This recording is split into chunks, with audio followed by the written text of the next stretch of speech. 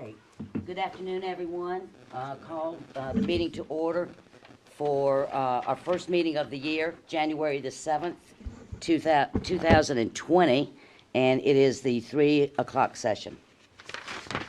So our first order of business is the invocation. Father Jonathan Lacari of Mary, Mother of the Church, Abbey. Thank you.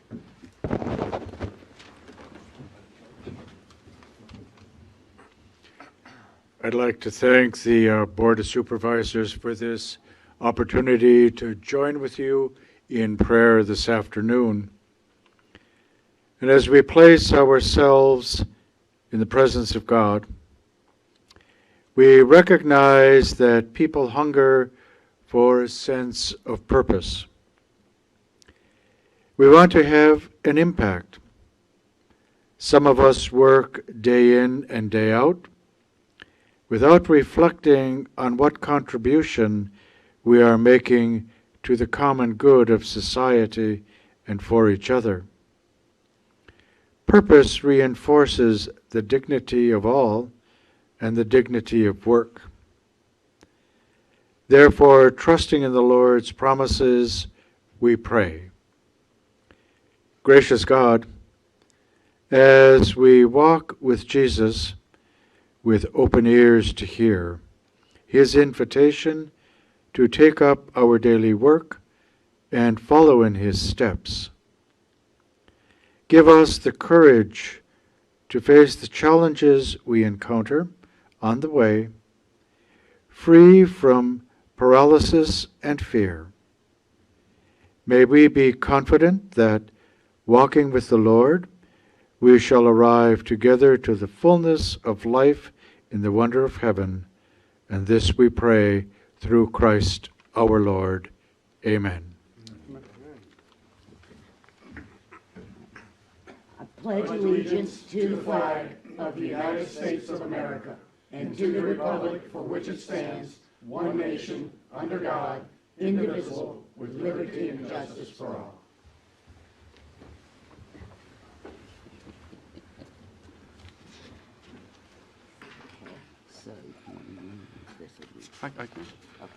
Madam Chairman, at this time, it's my honor to take over the agenda. This is our annual organizational meeting. At this meeting, one of the very first items of business is for this board to consider resolutions electing their 2020 chair and 2020 vice chair.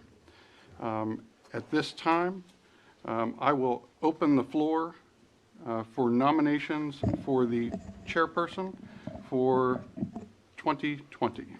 Mr. Badesky, fellow board members, I'd like to place a name in nomination, but just before I do, we've got two new members up here, and I want to just congratulate them on their victories in November and welcome them officially to the board, and I look forward to working with both of you going forward. So welcome aboard. Having said that, I'd like to place in nomination the name of Supervisor Susan Lascalette to be the chair of the Goochland County Board of Supervisors for calendar year 2020. She is a tireless worker, an excellent leader, and did a great job previously as the chair of this board and served as the first female chair of the Board of Supervisors in the history of Goochland County. And I think I can think of no one better to bring us into the new decade than Chair Lascalette. So I would nominate Susan Lascalette. Second. Second by Mr. Lumpkins. Any other discussion or nomination? There being none, we'll do a roll call vote. Mr. Peterson? Yes. Mr. Lumpkins? Yes. Mr. Sharp? Yes. Mr. Spoonow? Yes. And Ms. Lascalette? I'll abstain. Congratulations by Thank you. 4-0 with an ascension. Members of the board, at this time, I will open the floor for nominations for Vice Chair of the Goochland County Board of Supervisors for 2020. Mr.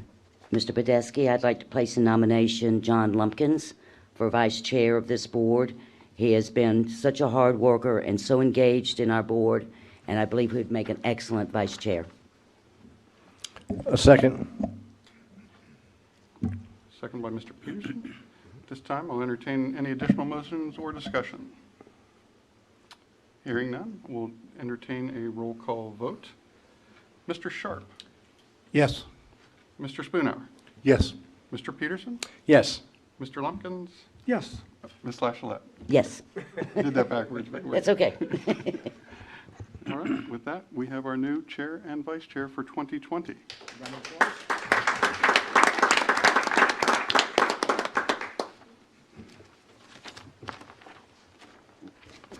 Back to you. Back to me. It starts now. Okay, so the next item of business is a resolution adopting our rules of procedure and our code of ethics and our standards of conduct. Ms. McGee will review it for us, and then we will vote on it. Yes, before the members of the board today, and as was sent out in the board's packet and made available to the public, are your Code of Ethics and Standards of Conduct for 2020, in which no changes have been made from your 2019 document. In addition, the board's Rules of Procedure are before you, which have been amended from the 2019 document.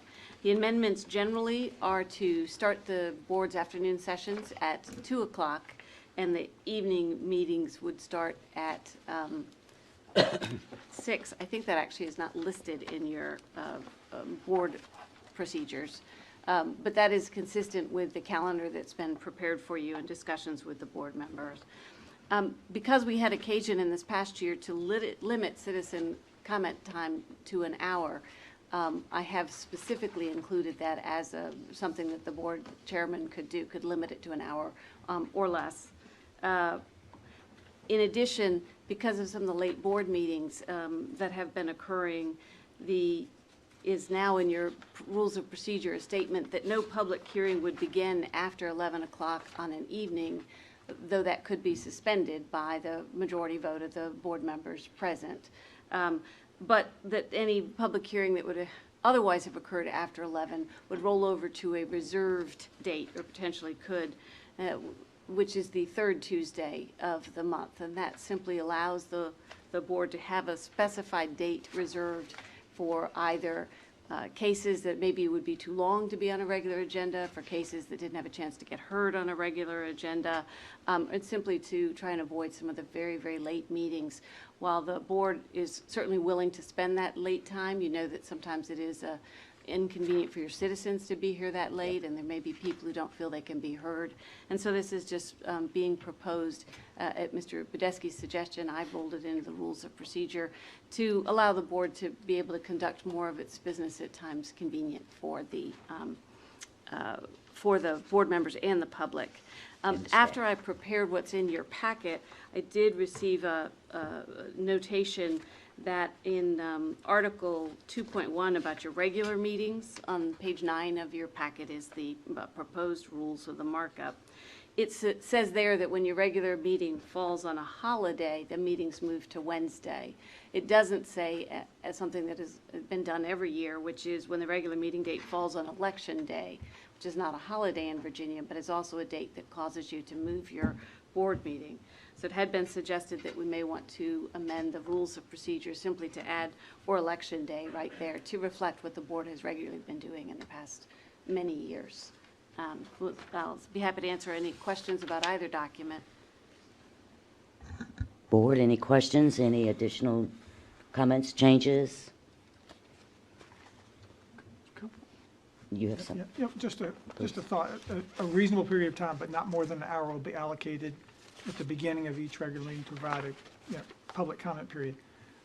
And I read it earlier today, I'm just looking for it, skimming it again.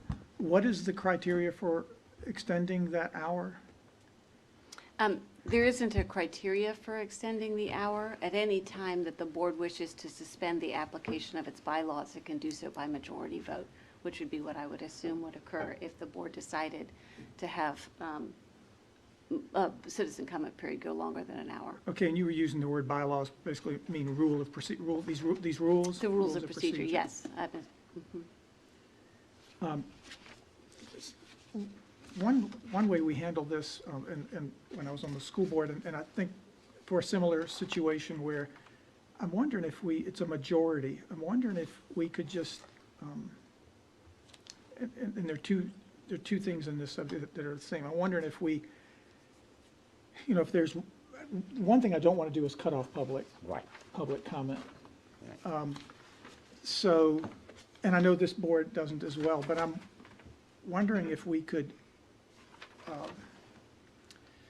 if we find ourselves going over, that we could craft it so that to cut it off, it would be, I don't know, I'm open to some suggestions, but I just hope this board is always receptive if we have a vigorous public comment period, and want to make sure that we can continue if we so choose, and that we won't feel,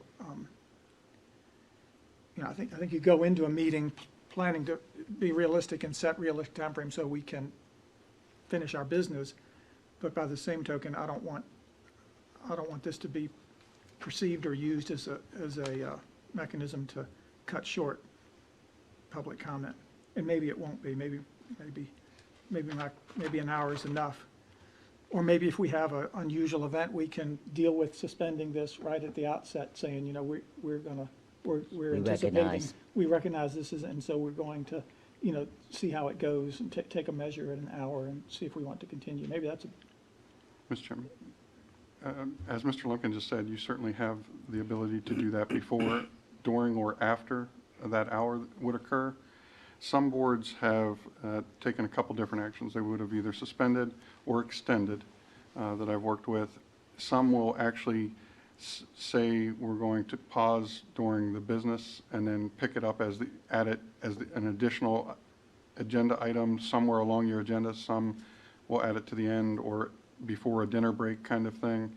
Some will actually schedule additional time specifically at a future meeting to take the topic up in more detail.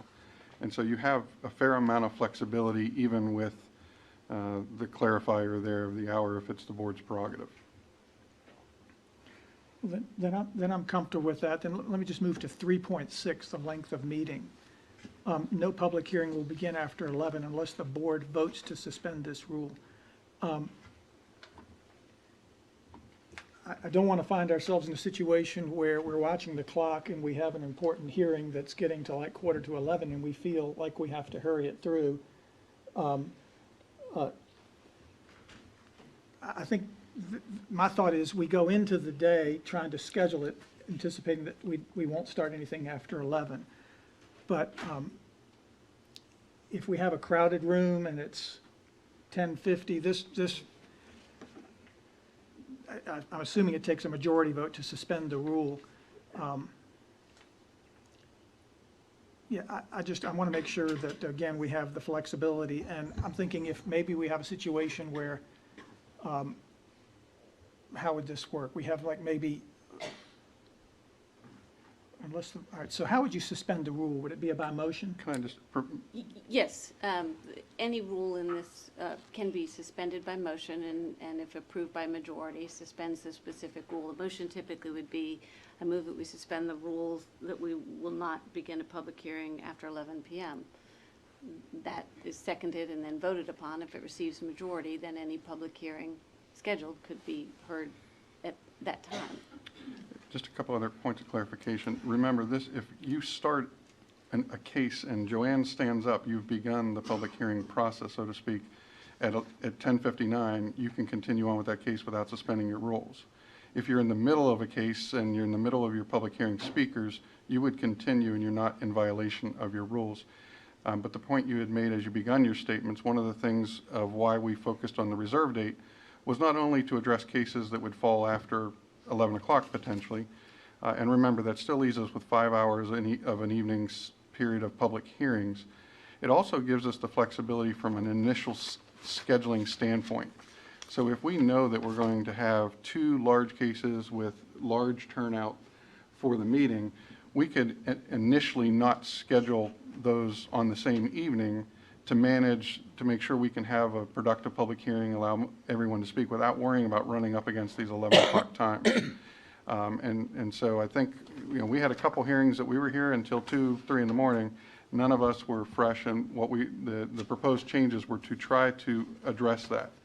And so I think it still allows us a fair amount of flexibility, and hopefully we'll do a fair job on scheduling to the best of our ability to avoid running into that 11 o'clock timeframe. Yes, and again, to echo a little bit what Mr. Podesky said, but this was designed not to limit engagement with the public, whether at public hearing or citizen comment, but to be able to schedule it in ways that allows the full public to participate or be here, and that would include not being so late. But So as a practical matter, say, and this, because I've sat here into those wee hours and you're looking at people that are hanging in there into the wee hours of the morning. If we were at we were starting at, say we had 2 more hearings and we started the second one at 10 o'clock and we projected about an hour, would you imagine as a practical matter, it would be okay for us to say, look, we're comfortable, we're going to get through this in an hour, so hang in there? Or if we thought, there's no chance we're going to get done in an hour, we could speak to so that the people sitting there at 10 o'clock that are here for the last hearing, we could turn them loose early, and if we happen to finish early, we can, that's what I'm thinking, is we really would like to accommodate the public. If they're here, Right. they're earlier in the evening, we can say, there's no way we just missed the mark and we're not gonna finish in time. So as a Yes, practical there's- matter, we could deal with that. Yes, you And say, could. because I think it would be nice to make a decision, say at 10 o'clock, to say, we're going for it, we think we'll be done in an hour, so hang in there. If we end up starting at 11:15, we plan to finish, maybe we can even ask folks, raise your hand if you think, you're okay if we start at 11:15, and we can get a feel in terms of us deciding that evening. Yes, and and again, without this having been in our rules of procedure, this is what Mr. Podesky and Joanne did. All of a sudden, I couldn't remember Joanne's last name.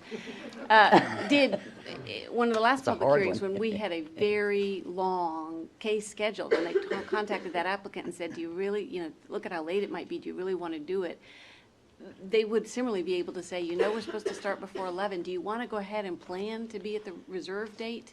And that way, we can let everybody know in advance. We know that there's time. You're not going to wait a full month. All of that is designed, again, to allow both staff and the board to meet the needs of the public in terms of full participation. But while we came up with that off the cuff last time and it worked, this would allow that to happen with some structure. Okay? I only have one comment to that, if you don't mind. I'm wondering if we should say it's not our intent, instead of saying no meeting. And that gives us all the flexibility in the world to do everything you've just talked about. It is not our intent to start a public hearing after Right. 11? Okay, I wasn't sure exactly where that. Yes, on 3.6. That's certainly appropriate if it allows I mean, at that point, I'm not sure you have to vote to suspend the rules. Exactly. At all. Exactly. Just say it is not Gives our us some flexibility. intent to begin a public hearing after 11. What do you think? And then I would say the next sentence, any public hearing, if you're gonna do it that way, any public hearing not conducted because it would have begun after, well, It any still can be public carried hearing over. not conducted, period, may be carried over and That could still and happen. heard, yeah. Any public hearing advertised but not conducted. Can be carried over. Now, is everybody comfortable without further advertising? Yeah, You're comfortable without further advertising if we announce that day that? that's not to say that information is not provided, but Right. this is trying to follow the FOIA rules about the ability to end and reconvene the same meeting. That doesn't mean that it wouldn't be out on Facebook and that emails wouldn't be sent, as was done with a little zoning case that came off of that very full agenda. But it is entitled to address the FOIA rules about reconvened meetings. Your question's answered, Mr. Lumpkins. Thank you all for, Any other questions? Yeah. Mr. Peterson? Yep, Madam Chair. I agree with the intent not to start after 11, and do we want to extend that same logic to the 1 hour of citizen comment, where Yes. it's our intention not to have, more than 1 hour? And then I would suggest that we could vest the chair with the right to make that decision, maybe with a consensus of the board, because the chair, under the organizational meeting 1.2, the chair is vested with the ability to decide all points of order and procedures. That's right. And then under 2.3, the chair may cancel any meeting. So the chair already is vested with the power to cancel meetings and preside over rules and procedures. I would just suggest that on these two items, the citizen comment for 1 hour and the 11 o'clock cutoff, that the chair be further vested, but that we express the intent not to go beyond an hour, not to go beyond 11. Uh, Are you suggesting that then needs to be put into the rules, or simply because it would be, the way it appears, you feel it would already be a part of the chair's? It's not expressly written that those two items, extending the two time periods, so we could include those in the chair is vested with all the rules and procedures to include the extension of public comment period and the extension of the public hearing.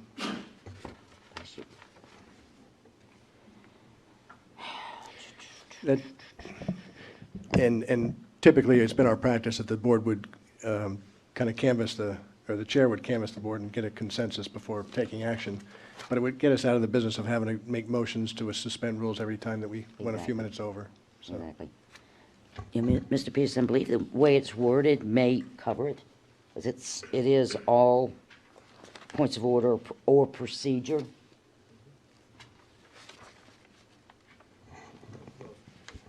And if Ms. McGee is comfortable that that language would cover the chair being vested with the ability to extend for some reasonable period of time with a board consensus, then I'm fine with the way it is. I believe that would be covered, particularly because now they're not rules, which we know would have to be by suspension of the bylaws. Gotcha. Anything else?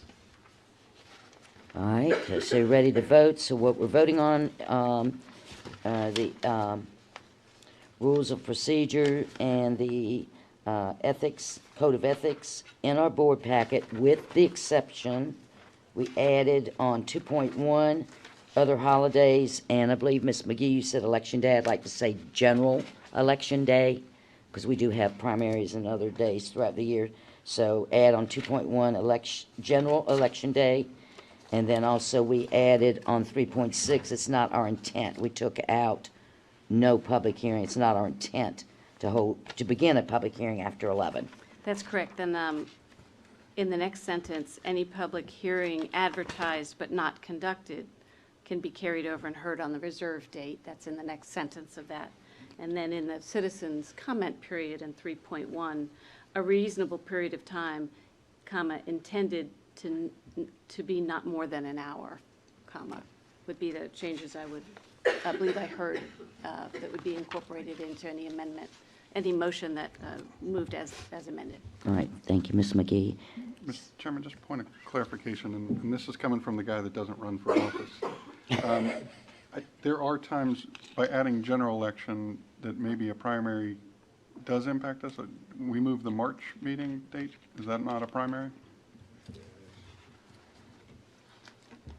So if you just left it as election, it gives us the flexibility? So how is it?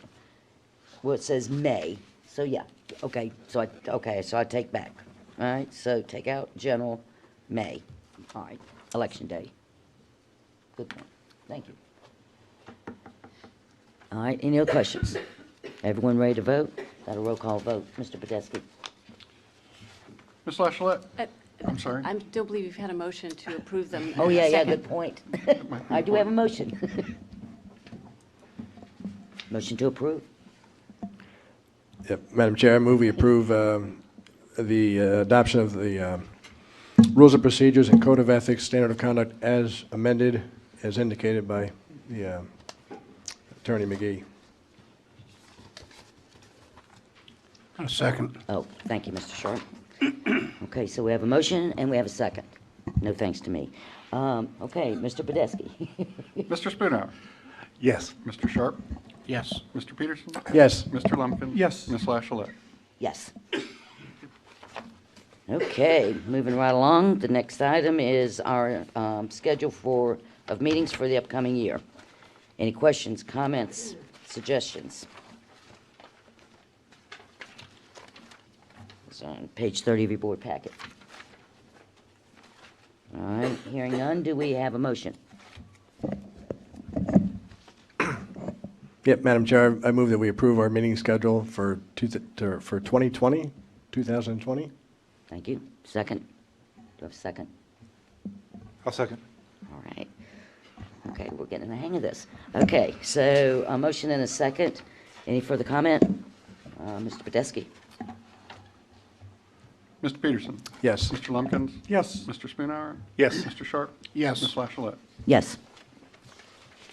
Whew, okay. So now, I have the chair's comments, and you might be surprised, I do have a couple things to say. First of all, Happy New Year to everyone, and I thank you for the honor of serving on this board, and for the election as chair for 2020. I'm grateful and I'm humbled, and pledged to perform my duties to the best of my ability. As we begin the new year, some things stay the same, and some things are going to change. So, while we greatly miss Manuel and Bob, we do have two new members, Don and Neil, and thank you very much for stepping up and serving and getting elected. I'm confident that you will be great members to our board, so thank you. While some of our board members have changed, our commitment to excellence has not. And you saw, we just went through our code of ethics and our standards of procedure, and we live by that. So we will continue to do that. In addition, staff remains the same. Praise the Lord. And there are other new faces in our local government. We've just elected two new constitutional officers, our sheriff, Stephen Creasy, and our treasurer, Pamela Duncan, can't believe that, who just actually was the treasurer, but then just ran for re-election and got elected. We also have three new school board members.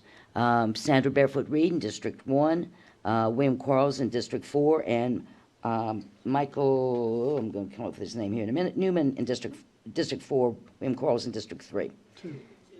Two, okay. So we will also look forward to working with them. Each year brings a new General Assembly session, and we want to assure Goochland County residents, citizens, that we are keenly aware of existing proposed legislation that can significantly impact the county and our citizens. And we will continue to be diligent in monitoring and working on legislation as appropriate. I urge you, please stay involved in the legislative process. Please contact Senator Peake, Delegate Ware, and Delegate McGuire and have your views known. So I thank you for this opportunity. There's one other announcement that I would like to make. Ms. McGee, County Attorney, has been named to the Fellows of the Virginia Law Foundation. And they are recognized as leaders in the profession, not just their practices, but their communities. They comprise a group of nearly 500 of our best and brightest legal practitioners, committed to the highest ideals of the law and to the concept of a citizen lawyer. Fellows are nominated confidentially by their peers, and very high standards are applied. It's worth noting that fellow local government lawyers make up 13% of the 2019 class of law fellows. So this is great news, Ms. McGee. Congratulations, well deserved. Thank you. Okay. So, having said that, now is the citizen comment period. So I'll open the citizen comment period. Anyone has anything they'd like to say? Well, I'm gladly willing to defer to the citizens, but do you want to, a couple additional pieces Okay. of business. All and right, then sorry, go ahead. We'll get to that. Happy New Year, everybody. It's exciting for us to welcome our new board members. I can assure you that we've spent a substantial amount of quality time together before tonight's meeting. There was almost a full week of orientation and training Let's come up next. and a lot of solid questions and information shared in that process, and we're eager and excited to have new members of the team, and staff looks forward to working and supporting our new board members. I second what Ms. Lachelette said. This General Assembly session is the long session. They all feel long. This just happens to be the non-45-day session. We are already reviewing bills. Many of you know, and we're here, that this board adopted a resolution as it relates to Second Amendment. That has been forwarded to our governor and our delegation and others. Mr. Drumright myself, Tara, and other staff and leadership throughout the organization monitors bills ongoing. We work with our professional associations and organizations. We'll reach out to our constitutional officers as necessary and engage collectively as a team as it relates to the General Assembly. We do lean heavily on our delegation. I received 2 calls today from the delegation about different pieces of legislation. That will continue throughout the process. We are diligent not only on advocating for Goochland's needs, but understanding the broader General Assembly's bills that may or may not impact us in different ways as citizens. And so usually, I think Paul told me last time we heard there was already 700 bills submitted. It's higher now. It's over 1,000. And so it will be well over 1,000 as we get through this process, impacting our lives in many different ways, many positive, many in ways that some would not prefer. And so it's our job as it relates to the impact of local government to monitor those and act accordingly and do our best to represent Goochland's interest in those bills. I did want to let everyone know we are actively in the budget process already. February, I will introduce what's called the county administrator's budget. That budget is a balanced set of recommendations against expenditures and revenues for the county for the upcoming fiscal year of 2021. We have met with all the departments and agency partners, constitutional officers. We will continue that process. The largest expenditure in our budget is our county public schools. I work very closely at a staff level, and so does Ms. Horlacher, with the schools, our counterparts at the schools, and monitoring the state's impact to the schools budget. But one of the larger components of our collective budget this year will be our capital improvement plan. Many know that Goochland very uniquely does a 25-year capital improvement plan, but we have some large commitments, specifically Goochland Elementary and some other projects on behalf of the county and schools that we will need to firm up and finalize. We do have a joint meeting scheduled on January 22nd from 9 to 11 with the Board of Supervisors and the school board. And that's just a meeting along a continuum of meetings and processes to keep that work going. But that is a public meeting, and that's a joint meeting here in this building. The budget process, all of our meetings are in this room, streamed, recorded, and shared with the public, and encouraging the public to be engaged in the budget process. In addition, scheduled meetings that are part of the adopted calendar here tonight, we also do 3 town halls in March. We will probably in the weeks to come, be announcing those dates of those 3 town halls, but those are an additional opportunity for our citizens to engage in the budget process as well, along the public hearings and other things as it relates to the budget. Tomorrow night, I get to spend some quality time with the representatives of this year's GLE class. I know Ms. Moore's back there and is a member of that class. Tomorrow night, they will get to adopt a budget on behalf of the county, and that should be a fun exercise. It always is. And so, yeah, I lean on everyone I can. This class has a lot of talented folks, just like other classes. And so, Madam Chairman, that's all I have here today for update. Okay, thank you, Mr. Podeski.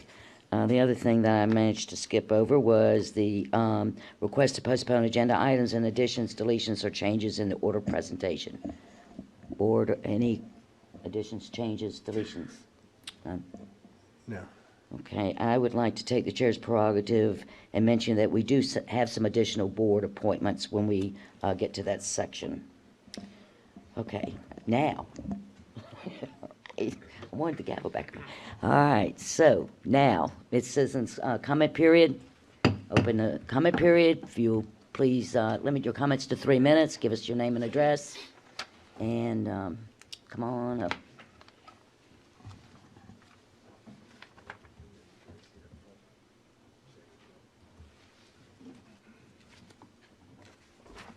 Linda Moore. Oh, hopefully. Can you hear me?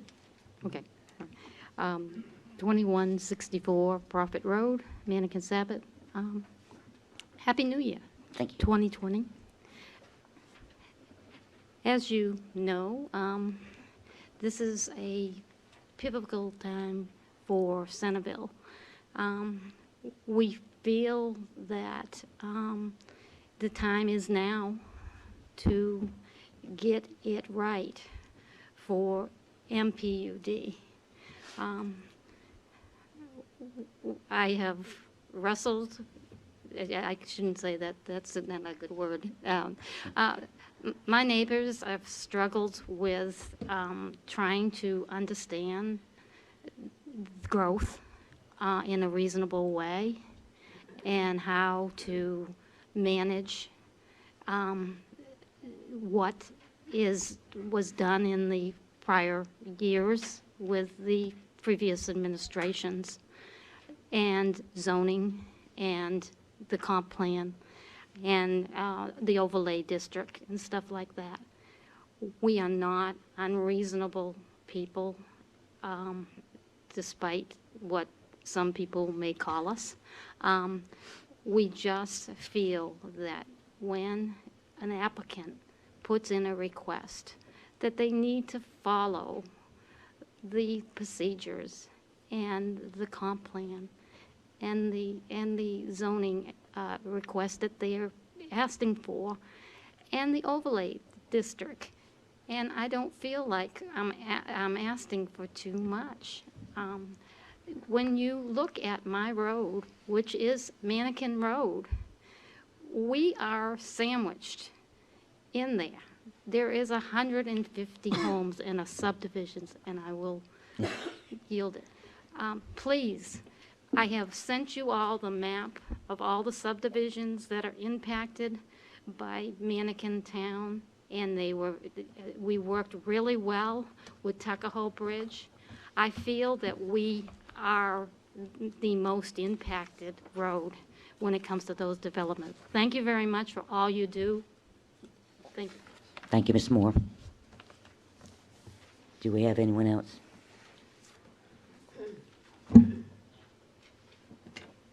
Good afternoon. Good afternoon, board members. Mr. Badusky, Ms. McGee, Ms. Piskewicz.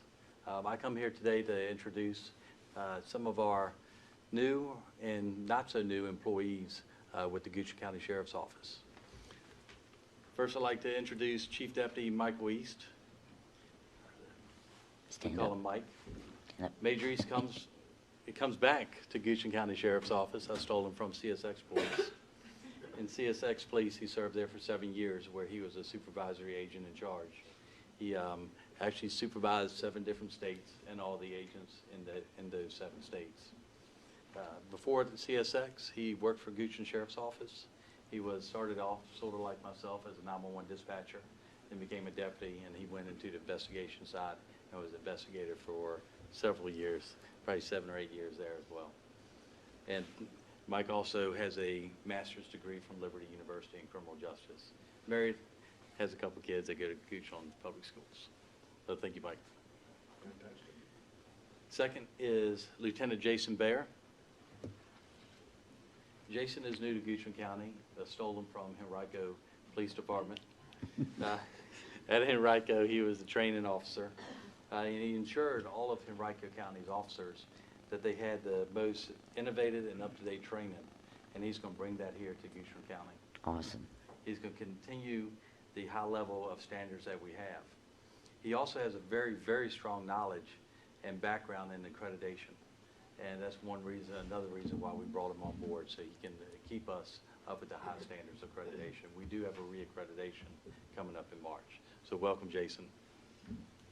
Okay. And several people know this one. It is Ryan Lebo. Ryan Lebo was promoted to sergeant January 1 of this year.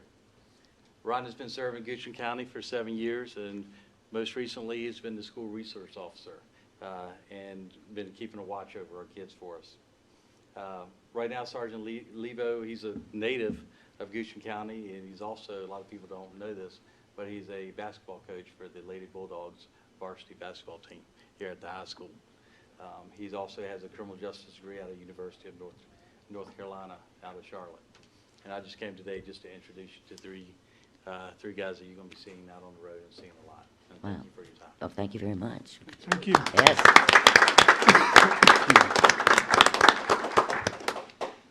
Okay.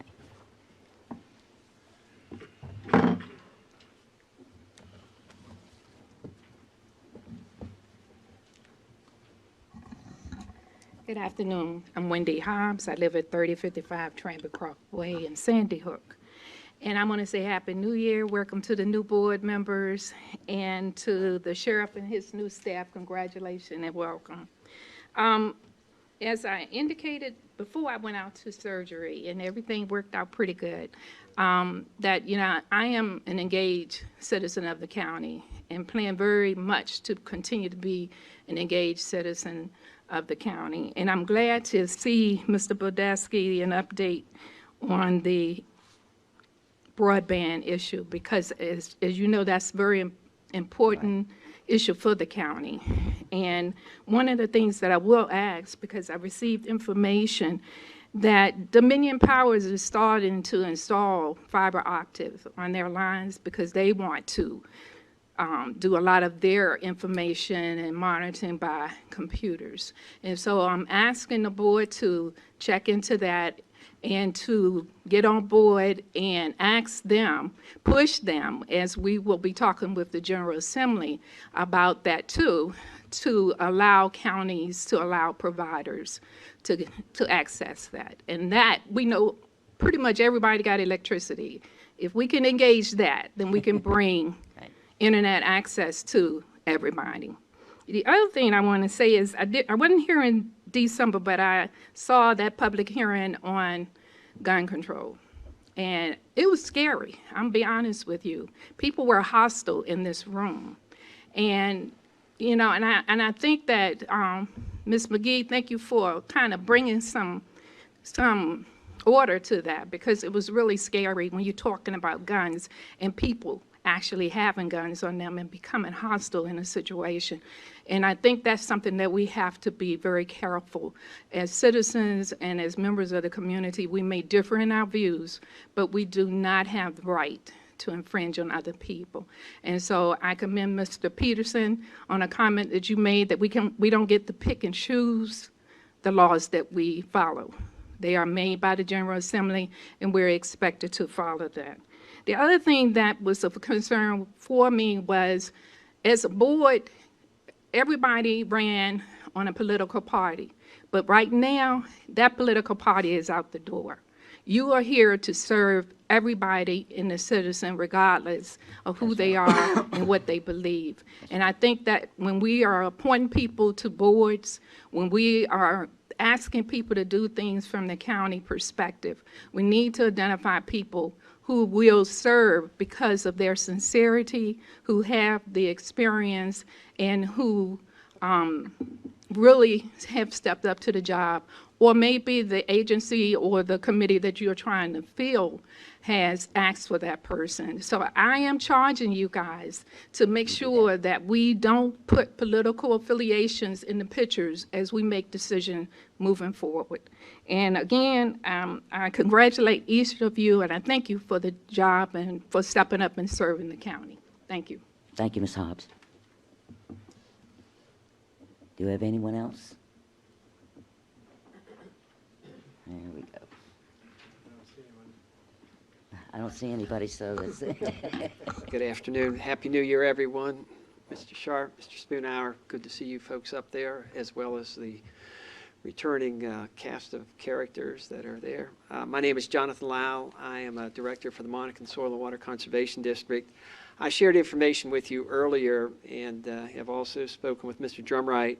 On Thursday, the Virginia Association of Soil and Water Conservation District directors, or a cohort of us, will be at the General Assembly speaking to the senators and delegates about funding issues as well as policy issues that address the conservation mandate that the different districts have adopted at our statewide conference in December. I'm not going to, because Ms. Biskewitz will hurt me if I attempted to go through the entire list of what I shared with you, but two things that are perhaps germane to the budget process is that currently Monacan receives $105,000 from Department of Conservation, Recreation, DCR for our core operations, and that is woefully below what it takes for us to operate with everything overhead, just G&A, general and administrative overhead. We make that up through variable resources coming in from technical assistance when we implement conservation programs, and there's no guarantee that money will be coming to us. Goochland and Powhatan have been very supportive, and we do receive monies from the county. It's my hope that we will be able to request less money from the county because we are getting more money from the state. In other words, we will no longer be an unfunded mandate of sorts. There's no guarantee that'll happen, but our budget request is going to be dynamic. But rest assured, when I'm down at the General Assembly on Thursday, I will be suggesting that full funding for the mandates that we receive from the state would be appropriate. Wish me luck. The last thing I'll mention on the sheet is that, and I shared with you also, a cost share program that addresses the septic and issues. Most of the county is on well and septic. An adjoining district, Thomas Jefferson, has put in cost share programs. We're exploring that also. That comes through DEQ. And again, as we've become aware of those resources available, rest assured I'll be sharing those with the board to see if there's something we can do to collaborate with you. And I'm going to sit down before the red light goes off. Thank you very much. Good luck to you Thank you, guys. Mr. Lau. Anyone else? All right, seeing none, we'll end the citizen comment period. The next item on our agenda is approval of the meeting minutes from November 26th and December 18th. They are in our board packet. I'm assuming everyone has read them. Are there any additions or corrections? All right, hearing none, do we have a motion to approve? Yep, Madam Chair, I move we approve the minutes for the Board of Supervisors meetings on November 26, 2019, and December 18th, 2019, as presented. Second. Any additional comment? All right, so we have a motion to approve both sets of meeting minutes and a second. Is that just a Voice vote. voice vote? Okay, so all in favor, please say aye. Aye. Any opposed? Any abstentions? Okay, motion's passed. All right, next section are reports. So first up, we have VDOT.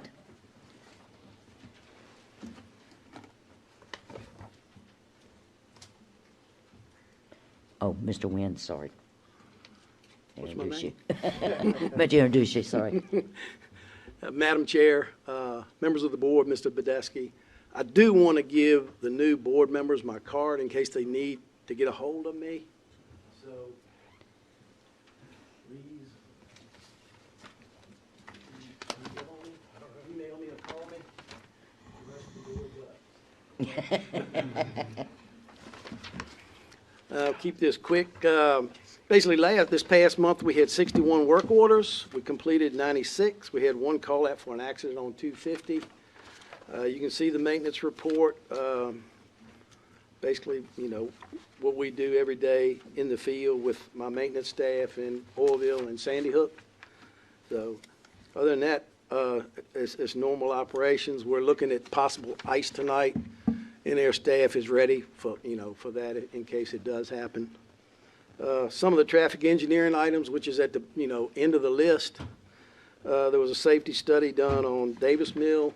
We've installed some warning signs out there. That was completed. I don't think a speed limit sign was done out there at all. No. Project updates, Broad Street and 522, the roundabout, which all of y'all know about. It's on track for a June 2021 advertisement. The Route 6 River Road turn lane should be done sometime this spring in 2020. The 522, 250 roundabout, that'll be advertised in February of 22. And the big one, basically 288 and 250, it was awarded to Curtis Contracting on December 18th. And they'll probably start that project in March and should be completed by Thanksgiving. Wow. So that's the understanding I have with that project. I mean, we pushed it along and we got it started early, probably about 18 months earlier than what we thought. So hopefully it'll be successful. I'm sure it'll be a big improvement in that area. with the traveling public, and I know all of y'all are concerned about that area as well as I am. So with that, do you have any questions? All right, board, any questions, comments, thoughts? Well, we're gonna let you off easy this time. Thank you. Thank you, Mr. Wynn. Happy New Year to y'all. Happy New Year. And look forward to working with y'all, okay? All right, thank you, sir. Okay. Ms. Parrish, introduction of new county staff? None, okay. Oh, it says none. All right, the planning and development activity, we have a report in the packet. Assume you've read it. Any questions, comments? All right, hearing none, moving right along. Also, under reports, the accounts payable, bless you, reports in the packet. Any questions, comments? All right, moving on. Okay, so now we have the consent agenda. Mr. Badesky, did you want to go through that with us? Yes, Madam Chairman. Just one thing, if you don't mind if I go back. Also at the dais today was a little bit of additional information about the annual work of the Planning Commission, Board of Zoning Appeals, Design Review Committee that's required to be provided to you annually. We'll continue to do that, and staff is always available to address any additional questions you have as it relates to those items. Only one item for the board's consideration today on consent, and we're certainly willing to address this in any way the board prefers. This item is specifically related to the RO zoning district. There was a case not long ago relating to development along the Creekmore subdivision that prompted us to review our RO zoning district. I do want to call attention that there is a potential change being recommended to be referred for public hearing on February 6, 2020. We anticipate at some future date that we will do a much more comprehensive review of not only the RO district, but others as well. This particular request is coming for board's consideration to increase the maximum square footage of individual office uses from 5,000 square feet to 7,500 square feet. Also this week, Ms. Hunter presented the board with some additional information she had utilized in her benchmarking to achieve this recommendation. This referral would go to the Planning Commission for public hearing first and then come back to the board. So with that, Madam Chairman, staff is here to address any additional questions and consideration of the board. So this is a referral, consideration to refer to the Planning Commission, not making a decision today. Correct. So comments, thoughts? Yes. Yeah, Mr. Lumpkins? And I reached out to our county attorney earlier today on this, and I can't tell how it's going to be, I don't think I can tell how it's going to be, well, I guess it's going to eventually be advertised. How does it work? Does the Planning Commission advertise, and then we advertise? That's correct. So, let me just, high level. I'm going into this with an open mind right now as to what we should do. I have thoughts of no building size limitation, or I have thoughts of a higher number than 7,500. I know at that meeting, I was the one that suggested we take a look at this, so obviously I'm interested in increasing the size, but I'm going into this with an open mind, and I want to be sensitive that the way it gets advertised, and my preference would be that the Planning Commission have an open view of this as well, and maybe come up with a recommendation. But certainly when it comes to us, I would like us not to be in a situation where it has been advertised in such a way that boxes us into, like, if we want to do something other than 7,500, we have to go back to square one. I'm hoping this board can have between now and the time we get there, we can have a discussion, consideration, and of course, when we have our meeting, have an open discussion about what we want to do here, because I think surrounding counties, are varied in terms of, some have no restrictions. I think there's only a few have. I don't remember all the details, but anyway, I think I'm clear that, so when we vote on this consent item, we're not boxing ourselves, and preferably not the Planning Commission, into just saying, do we want to go yes or no 7,500? Certainly, and given that you raised your concern even before the meeting today, I've spoken with Ms. Hunter, and we have determined that we will make sure to advertise, whereas normally we might advertise sort of what we've proposed, we would make sure to advertise it in such a way as to indicate that more commercial would be allowed in the RO district, but not limit even the planning commission to 7,500 square feet, but Well, we, Didn't that change the excuse me, but not more commercial, but just less, I think there's still an overall building, square foot building limit based on the lot. This is just simply the building size. So I just want to be clear, I don't think we're talking about adding overall square footage. We're just talking about a cap on a particular building size. yes, we'll be careful to make sure, because once it is advertised, either the planning commission or board at a public hearing would have a certain limitation with respect to how it could be changed. So we would be advertising it with the opportunity to still have open, much more so than just 7,500. The board is thinking about increasing or eliminating the per building square foot limitation is the way I see how we're approaching this. Thank you. But approval today would not limit the planning commission. We will make sure that the advertisement for the planning commission, and staff will make sure that the planning commission is made aware of the board's, what you're conveying today, that it may be something different than just the 7,500. Thank you. Okay, that's it. Any additional comments or questions? No? I'll move that we approve the consent item as presented, with the understanding that an advertisement is going to be crafted in a way that does not box us into any particular number or even having a maximum number. All right, so we have a motion. Do I have a second? A second. Mr. Sharp, second. Okay, so we have a motion and a second. All in favor, please. Any other comments? All in favor, please. Motion by saying aye. Aye. Opposed? None? Abstain. Okay, motion passes. All right, the next item agenda is under new business. The first item there is to update Goochland's 10 steps to broadband internet initiatives, and that's Mr. Drumright. Happy New Year. Happy New Year. Yep.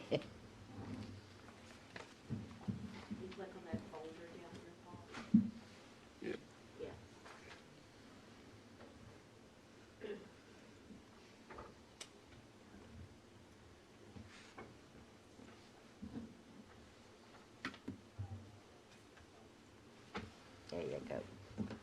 Madam Chair, members of the board, Paul Drumright, Administrative Services Manager, and it's my pleasure to talk about broadband this afternoon.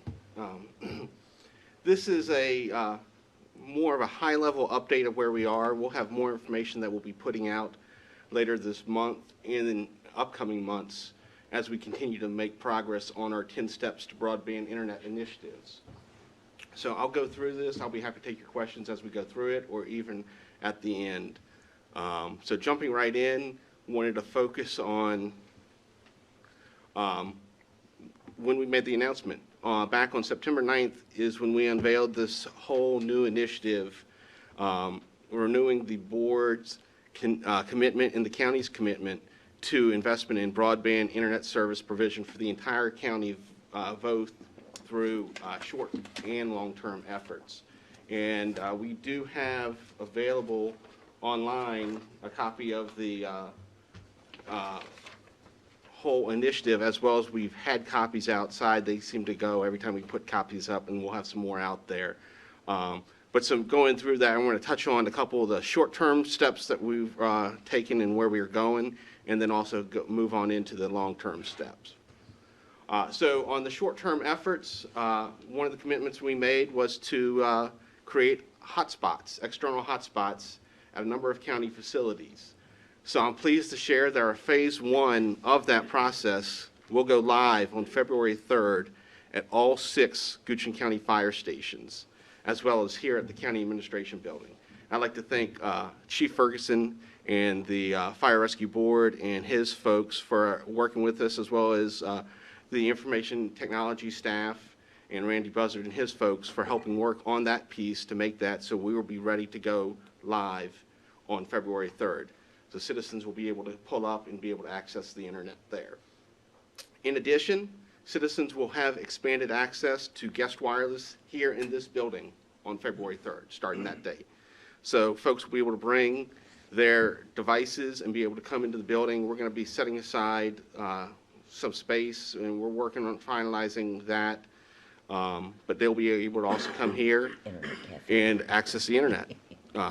So those are just two of those short-term steps that we're trying to help as we work on that long-term effort. So these aren't meant to be the final solution, but to tide people over till we get to that final solution of broadband everywhere at their homes.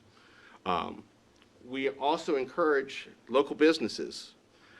We've talked with the chamber. We'll continue to talk to the chamber and other with our economic development staff. Any business that is willing to serve as a hotspot location, we'll be more than happy to advertise that on a map that we're creating of all these different hotspot locations. So right now, that's one of the things that we'll be rolling out near the end of this month is a map that will have both hard copy out available as well as on the county website people can go to see where they can go access broadband. It will also have instructions, any instructions that they may need to do. Phase 2 of the external and internal hotspots will go live in upcoming months. That will include up at the Central High Cultural and Educational Complex, Goochland County Public Schools, the Reynolds Community College, Goochland Campus, as well as the Goochland Branch Library. Right now at the library you can get it inside, but we're working on having it so you can go outside, just like all the other county facilities. So we'll have more details on that as we get that piece rolled in there and as we gauge how phase 1 goes and how the use is. So that's our plan there. Moving on to another short-term effort, there is a app that we're happy to help take advantage of, NACO Tested app that you can download for your smartphone. It's both for iOS, Apple, and Android mobile phones. It allows you to actually run a test and see how you compare with your speed, your current broadband speed, versus what the FCC defined speed is. I'm happy to, I've done it multiple times already from home, from here. The good news is it automatically takes the information and sends it to a database for NACO and their partners. That NACO is the National Association of Counties. And so they have it so they can compare that across the country, broadband speeds and where speeds are lacking versus what are reported by providers. In addition, that snapshot that you get when you do it goes into a database that is open, an open source database that you can go to. We have a link there that is run by Measurement Labs. And so you can actually go in there and see over the past year and past months the speeds that are reported. It doesn't show who it is, so there's no, you don't have to worry about any location data or anything like that. It just shows it happening in the area. And so that's another short-term effort where we can use that to see, engage as we continue to talk with our providers, what we're seeing and confirm what we already know and we're hearing in the community. Moving along, moving into another piece that we added was a interactive broadband needs and issue form. So we had this went live on September 9th on the county website. It's a form where folks can report to us their needs. I don't have broadband here. Here's my address. Here's who I'm using, or here's who I've tried to use, and nothing works. It also allows folks to report when they have problems with broadband providers. We have instructions there for folks on the county website and on this form of the steps to take to reach out to the providers that you might be having a problem with. But after that point, they can fill that form out and it will come to us, and we're able to then actually get together with that individual and talk about their problem and try to get a solution to that problem. Can't guarantee we'll solve all of them, but at least it gives us information we can then approach the providers and say, hey, can you look in this? Here's where they've gone. Here's everything they've tried. Can you help us out? So far, we've had 24 responses submitted. We actually got one this morning So I had to change that when I was working on the slides. You can complete the form online, or it also has my contact information. So if folks who don't have access to broadband can also give us a call and talk to us as well. Moving into our long-term efforts, we've been coordinating regional broadband meetings for the past 3 years across the Richmond region. But recently, since this fall, we've also been coordinating a little bit more scaled-down regional meetings with our neighbors in Hanover, Louisa, Powhatan, and Ashland. And we've had at least, I believe, 2 to 3 meetings so far where we've met and we've talked about just what are their opportunities, what are they doing, what are we doing, what can we work together on, how can we approach this and try to leverage the citizens of all our localities together as we work with existing providers and also talk to new providers. So that may help. We may have some solutions that may come out of that, but at the same time, we're not going to give up on everything we've done in the 10 Steps initiative. We're going to continue on that path, and as one of that is trying to coordinate regional meetings and bring regional partners together. The other one, we're working on a broadband request for proposals. We're developing that RFP right now to be released. We're saying no later than the second quarter of 2020. That's one of the, again, one of the longer term steps as we try to work with and identify providers and again, get them to come together and give us solutions for the county. It's that opportunity that they can both do a targeted study and or just responses to us. I would take this opportunity to touch on one other long-term effort. Ms. Hobbs mentioned Dominion's broadband program. So the county, I'm happy to share, actually has looked into that. We have submitted and responded to a request for information that Dominion had put out to both localities as well as to providers. The information that they're looking at and what they're trying to do is really serve as a middle mile provider. So they're not going to be in the last mile business, from a point to the home. They will help providers get from point A to point B so that they can then get to your home. We've responded to that. I'm going to follow up, continue to follow up with them to see what other information they have. They were, from the questions on the RFI, we're focusing on more economic development sites, so business parks, as well as then areas of interest such as schools and fire stations and office buildings like that. That seemed to be at least the questions for localities. That's what they were asking about. But we'll continue to monitor that and take advantage of that opportunity. They are one of the 2 public utilities having to do this broadband program. The other one is Appalachian Power, and they are further ahead on their proposal. And actually, they're going to the FCC in the coming months with their proposal for projects in their service area. So Dominion's a little further behind, but they are fulfilling their obligations per the General Assembly.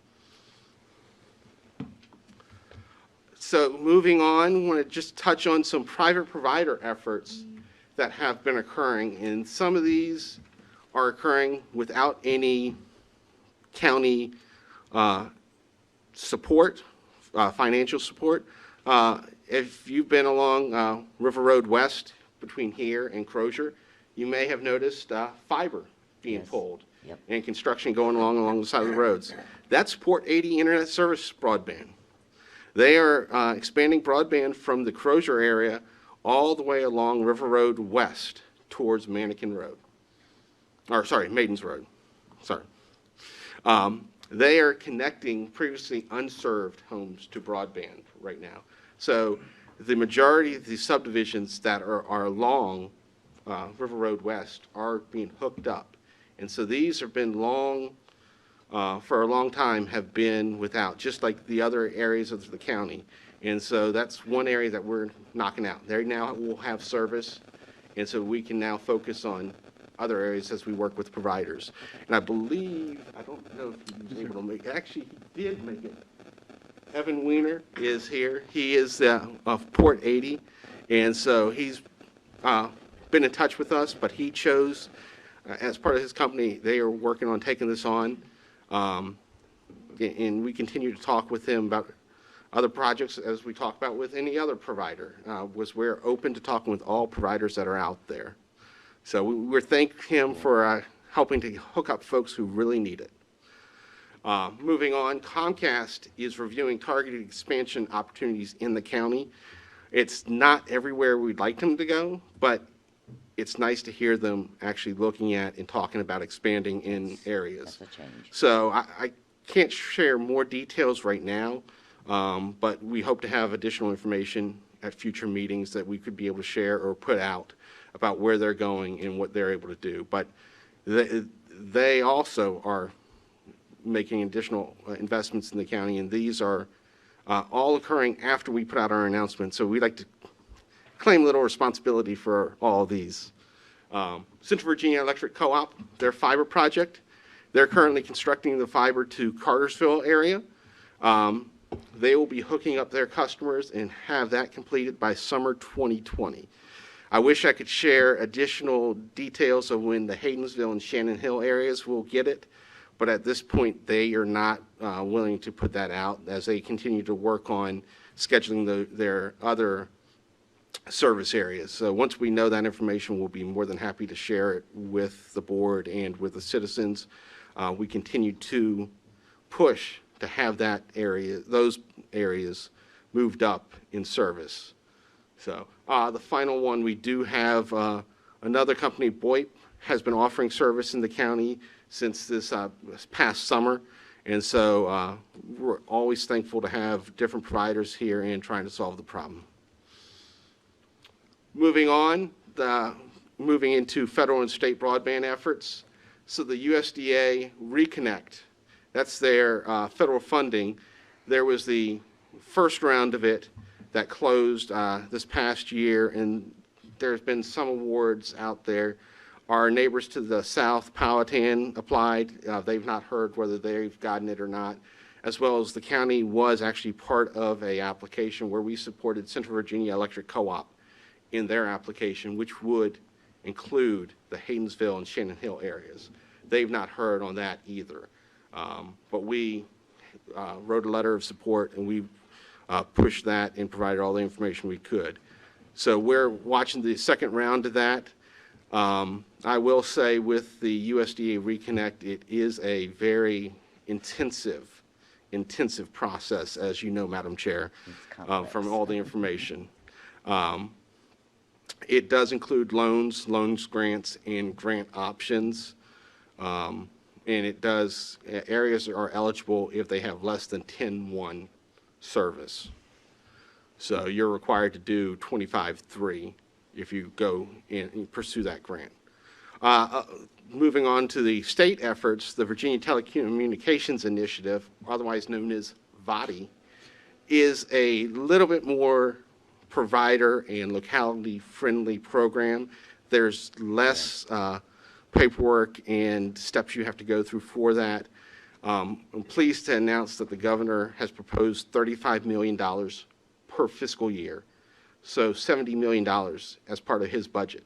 Now, will that shake out? There's a lot of different demands on the state budget, but I personally would love to see all $70 million go towards broadband, because they have been rocking and rolling through this program. They're releasing their schedule later this month, and actually I'm scheduled to talk with the governor's broadband policy analyst next week to talk about how things are going. So, in addition, the governor's broadband team is asking the FCC right now to block grant future FCC broadband funds to Virginia so that they can actually take it through this VOTI program instead of having to go through intensive federal programs. Yep. And so, that, pleased to see that. And they're hoping that they've gotten a number of providers who've signed up and helped to push and write letters of support for that to ask the FCC to make this process happen. on the horizon. So we still have stuff, I covered a short bit of stuff. We still have a lot of stuff on the horizon to do. Still looking to do a countywide broadband community survey, which would be a little bit more intensive than the Test It app that we promoted. So we plan to launch that in coming months, and we'll have more details, and definitely would want to involve as many folks in the community as possible so we can get the best data we have as we continue to discuss with current and new providers. And then, as I said, the external and internal hotspots at the other county facilities and our community partner facilities, those will be going live in the coming months as well. With that, I'll be happy to take your questions. Okay, so thank you, Mr. Drumright. Comments, questions? Yes, Madam Chair. Howard. So thank you, Mr. Drumright, for that update. I have a question about the Test It app. I know all of us are out and about in our districts quite a bit. Is there benefit for us as we're going through our areas to use the Test It app as we're going through to kind of get the readings and to get that information, or would that skew it in a negative way? I don't think it's going to skew it in a negative way, because it will record where you are and the speed there, and it will record that as a different point each time. Now, if you sit at home and constantly do it from home and it's the same, that may skew it. But no, I think if you're out and meeting with constituents, doing it, I've done it a couple times from different places. Did it from the office this morning. That doesn't hurt, and it's not that hard to use, really. So once you download it, you open it, you hit a button, it does it, and it shows you what your speed is, and it tells you, are you within the FCC's defined speed, 25.3, or are you not? And it's then reported to that measurement lab and to NACO. So, And it doesn't matter who your current provider is. No, right now, so it will record that information. It won't record like who you are, but it will record the provider where it's coming from, so that they can have it. Right now, if you go and search Goochland County, there's two options: Verizon, Comcast. Because we've only had, I'd say probably about 100 people do it. And so that's why we're really trying to encourage more. We'll have more information now on it. We have it on the website, but we're going to be pushing out more information, encouraging people to participate. Any other questions?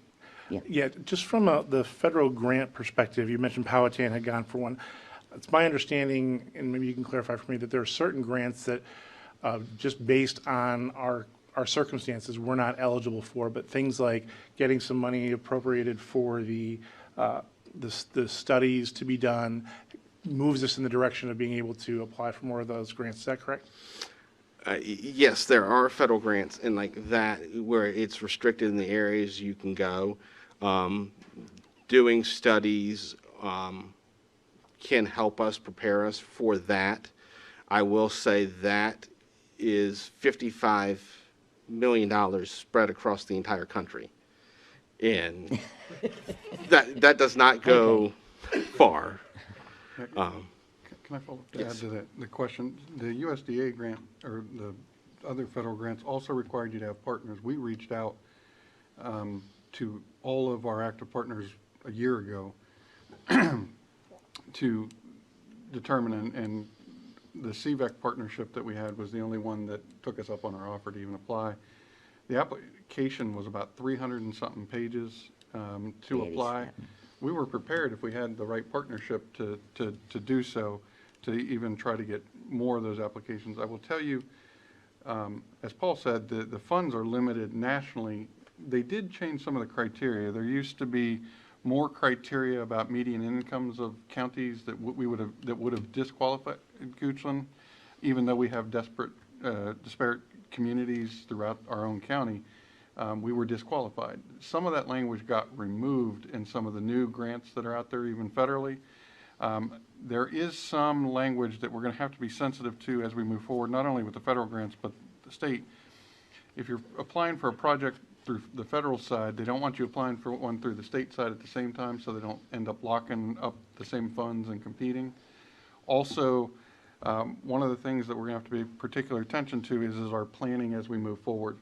because once a certain section of a zip code or an area is covered by, even if one home in that area is covered, that may disqualify us for some of the competitive funds as well. There is a very tight allowance there for existing providers, and they don't care if we were to do it and there's one home that's in there or a couple homes, they'll throw the entire area out.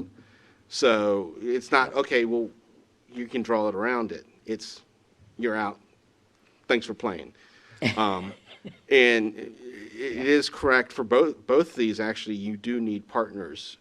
With the USDA one, whoever is actually the applicant has to own the project, has to own the network. And it has been the county's policy that we do not want to be in the broadband business. We are willing to help and partner with existing providers, but we don't want to be a provider ourselves. And so that's why if we can't get a provider to go with us, we can't go. And we had that issue with both the federal and the state. We went after the VADI grant for this year and called up 3 to 4 providers, and all were like, well, I've applied for the federal, I can't go for the state, or I'm doing the state with somebody else, I can't help you. And so it's not for trying that we've pursued these opportunities. Mr. Spooner, does that answer your question? Anything else? Any other questions? Mr. Drummer, I'm not going to let you off so easy. I'm going to actually put you on the spot a little bit, just fair warning. We have had consistently complaints about Verizon cell service, particularly our cell phones, and you and I have talked about this many times, and I know that you tried. How can we bring Verizon to the table and help us? We're not finished engaging with them. Okay. We've given them a little bit of time to go off and fix their stuff. We're going to follow back up with them, and we're going to bring them to the table. Okay. To follow up that, we do have 2 new towers coming in the western part of the county in my district. Are both of those Verizon? Yes. Okay, so that should help some. Those, and I will say those towers, all the towers that the board has approved in the past couple months are all in areas where there has been a lack of provider. Okay. So those help, as well as these other projects, the CVEX fiber project, the project down in with Port 80 along River Road West down towards Crozier. That helps because that gets folks onto other providers, onto other broadband providers, instead of not necessarily relying on Verizon Wireless as their broadband provider. There's nothing wrong with that. As part of our initiative, we do not see that as a long-term solution. But that doesn't stop other folks from doing it. But so that'll take some of the congestion off of that. But yes, we've not finished our conversations with Verizon on addressing the issues the county has. Right. And it continues to be an issue. Yeah. And the last comment I would make, Midpoint Industrial Park. That would be a big boon to them. They are on Central Virginia. Yes. So not to the exclusion of the citizens, the residences, but just keep them in mind as well as we go forward. We definitely keep that in mind, and we actually use that as we were helping to try to promote the USDA application of here's the potential farms as well as potential businesses, opportunities that would be reaped. Madam Chairman, can I just ask for a point of clarification? Paul, it may have come out wrong or heard it wrong. The only enabling authority that localities have to even operate a utility of an internet service provider is through a separate entity of an authority of those kinds. We're actually restricted as a locality from operating the utility. Thank you for clarifying that point. That is very correct. We cannot do it unless we become get certain authority to do so. Okay. Any other questions, comments? All right. Thank you, Mr. Drumright. Thank you. Appreciate it. All right. The next item on our agenda is appointments. In our board packet, we have 4 appointments. We have Goochland Recreation Advisory Commission reappointment of Betsy Wright. Goochland Pamunkey Regional Library Board, appointment of Miss Linda Moore. Central Virginia Waste Management Authority, appointment of Wendy Grady, with Dwayne Jones will continue as an alternate. And the Central Virginia Waste Management Advisory Commission, appointment also of Wendy Grady as alternate. Wayne Jones will continue to serve as delegate. Do we have any other appointment requests? If it pleases, Madam Chair, I would like to appoint Mr. Jeffrey Stark to the Board of Equalization. Give just a quick background. Mr. Stark is a longtime resident of the county. He is a licensed general contractor as well as master carpenter, has built lots of homes in the county. I think would be a great addition to this board. Okay. All right, thank you, Mr. Spoonhour. So we did see the application from Mr. Stark a little earlier today, got sent out. I hope everyone is, but pretty much just said what Mr. Spoonhour said. So there are 5 appointments then, including Mr. Stark. If there's no objection, I'd like to vote them in a block. Any other comments? Oh, thank you. Yes, the board package shows that Ms. Moore's term ends December 31st, 2023, but their bylaws require they end June 30th. That's their fiscal year, apparently, 2023. So that is the change. So we're changing the appointment expiration date for Ms. Moore on the library board and adding Mr. Stark, the Board of Equalization. Madam Chair, I move that we make all the appointments as stated with the correction of the ending date for Ms. Moore on the library board and the addition of Mr. Stark on the Board of Equalization. All right, thank you. Second? Second.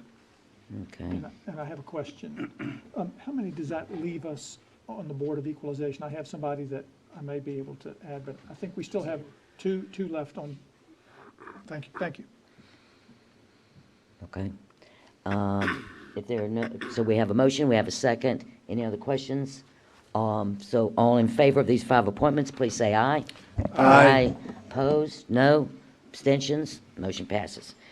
And I said at the beginning when we started, went through the agenda, that I had other appointments, or we had other appointments to make, and therefore propose that we name, and we've got a couple commissions here, a couple boards, the Audit and Finance Committee, which is internal to the county. I propose that we include Ken Peterson, Neil Spoonhour, and Don Sharp as the board members to that committee. On the Regional Transportation Board, I propose John Lumpkins as the primary member and Neil Spoonhour as alternate. On the Regional Planning Commission, I propose Neil Spoonhour as primary, and I will drop to alternate. And on Clio, I propose Don Sharp as the primary member, and Todd Kilduff will remain as the staff alternate. So that is my motion. If someone's second, we can discuss it. Second. Okay, so we have a motion and a second. Any discussions, any comments, thoughts? All right, hearing none, then we have a motion and a second. All in favor, please say aye. Aye. Opposed? Okay, well, thank everyone for volunteering. That's what we call it here. So thank you very much. Motion passes. So, are we at break time? Yeah. All right. Then we'll break for dinner and resume our meeting at 7 p.m. Thank you all for coming. The first item of business is citizen comment period.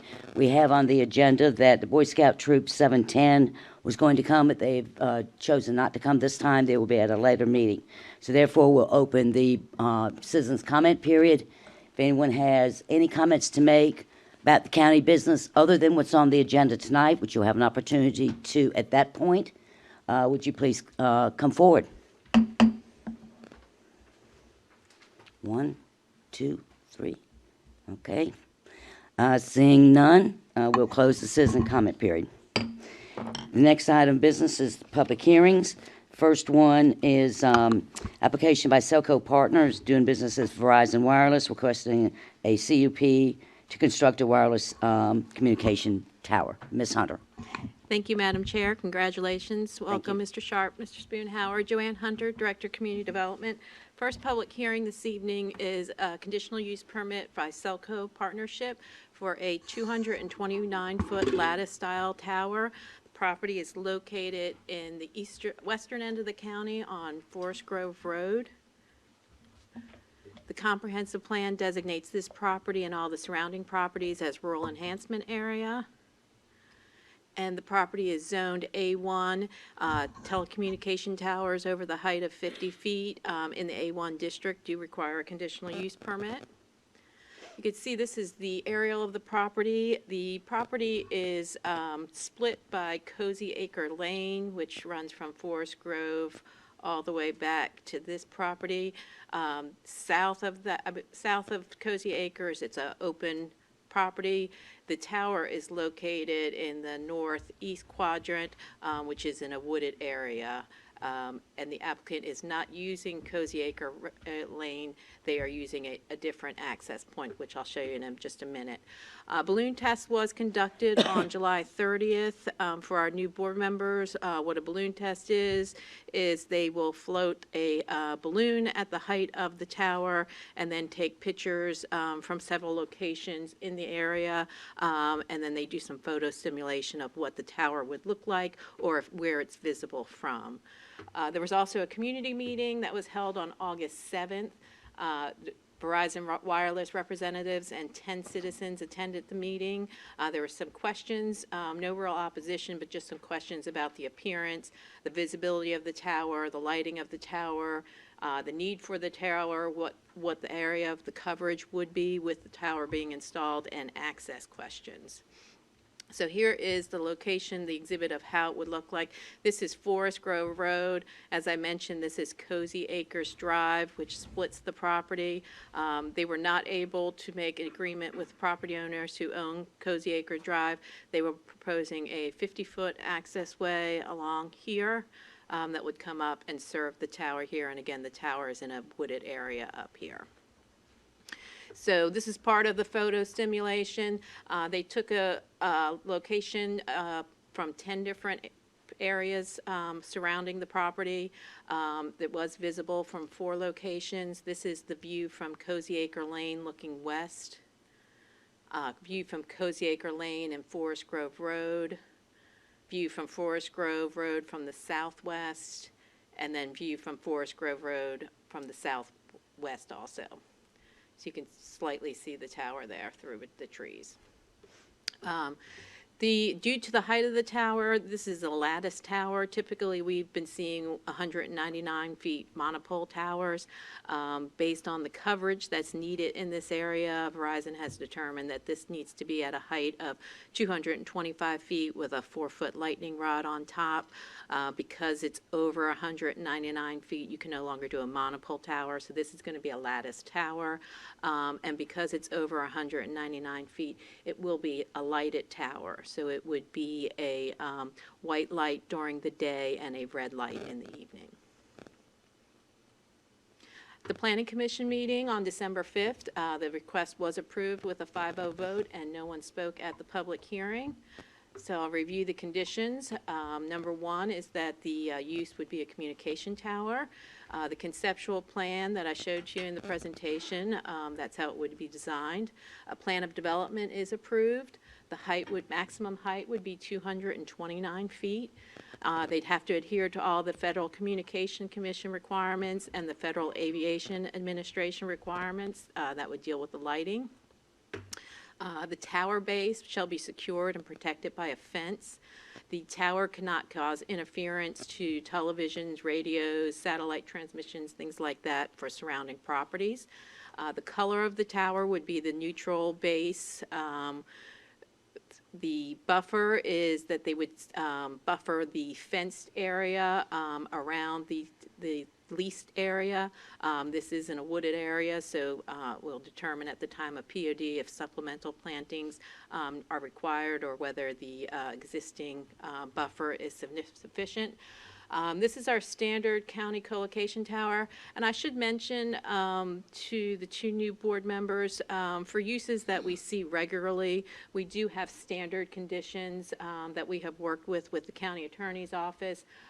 So these are all that what I've showed you is standard conditions. Sometimes we may modify one or two based on the location or siting or something unusual about the site, which there is one of those in this, and I will point that out.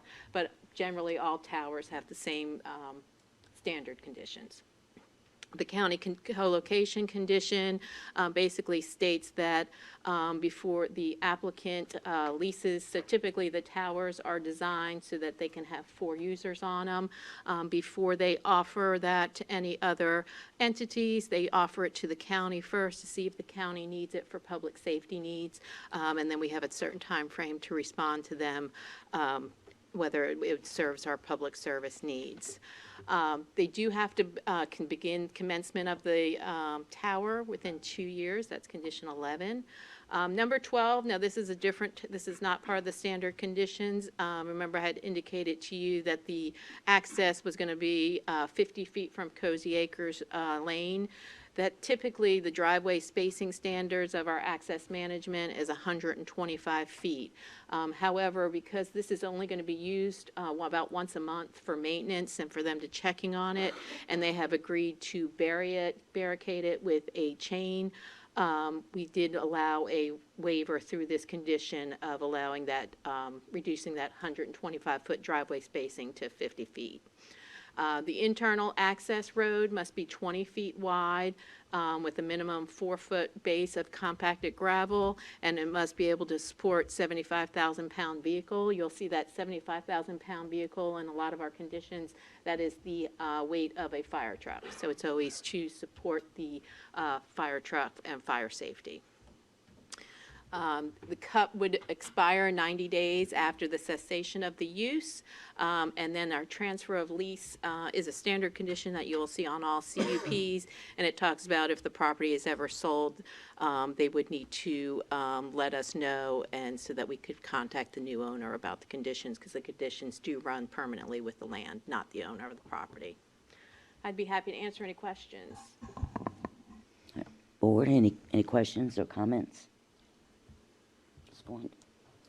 Okay, all right, we're absolutely, Mr. Tompkins. One quick question, and this is just in anticipation of maybe a question I'll have for Verizon. How far south of Whitehall Road, if I have my bearings correct, how far south of, if you know, about how far south of Whitehall Road is this? I do have that information, I believe. Are you talking about the other tower, Mr.? No, it's north. You know, this would be north of Whitehall. I'm sorry. Yeah, I don't have that. Oh, it's 620 feet east of Forest Grove Road, 620 foot east. That would make sense. I wonder if I meant 624 feet. Do you know, Lori?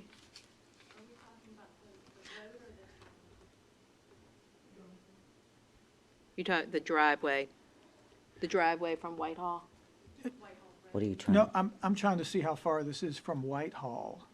Road. Whitehall Road, just to get an idea. It's north, and it looks like it's about almost between Three Chopped and Whitehall. Yeah, and I'm going to try to bring up one of the maps to get an estimate. So Whitehall's even off these maps. So the tower is located off of Cozy Acres, which is generally here. I'd say it's a good 3,000 to 4,000 feet from Whitehall, but again, that's just an estimate. Gotcha, okay. The applicant may be able to answer that. That's fine, that's all, thank you. So, no other questions at this point? Mr. Sheriff? Absolutely. Sorry, Ms. Hunter, with the driveway specifically, if this gets approved and they wanted to do something else with the property by right, would that driveway requirement fulfill, like if they want to put a building on there, or would they would have to do something else? Yeah, no, because the condition specifically states that it always has to be gated. It has to be gated one car in, so somebody could pull off the road, unlock the gate. But that condition runs with the land, so it would be only for the tower maintenance, and it's specific in the condition. Perfect, thank you. I guess, Madam Chair, if I could just follow Absolutely. Mr. Spoonhour's comment. The CUP, conditional use, gives them the access and the design and whatnot. And if they cease using it for this purpose, then the CUP expires automatically, and then all the permissions would expire as well, and you revert back to by right uses. Then would this waiver for the 50 feet, that's not part of the by right if a CUP expires? No. Okay, It's so only everything would expire. specific Is for that- the maintenance. Good, thank you. Nothing else? All right, thank you, Ms. Hunter. Is the applicant here or applicant's representative?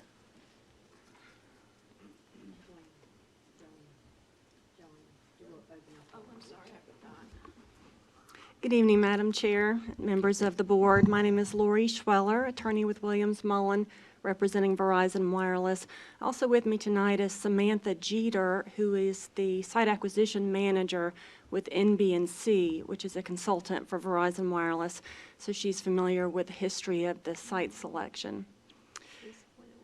That's it. Thanks. Of course, we're requesting your approval tonight of a conditional use permit for a new wireless facility.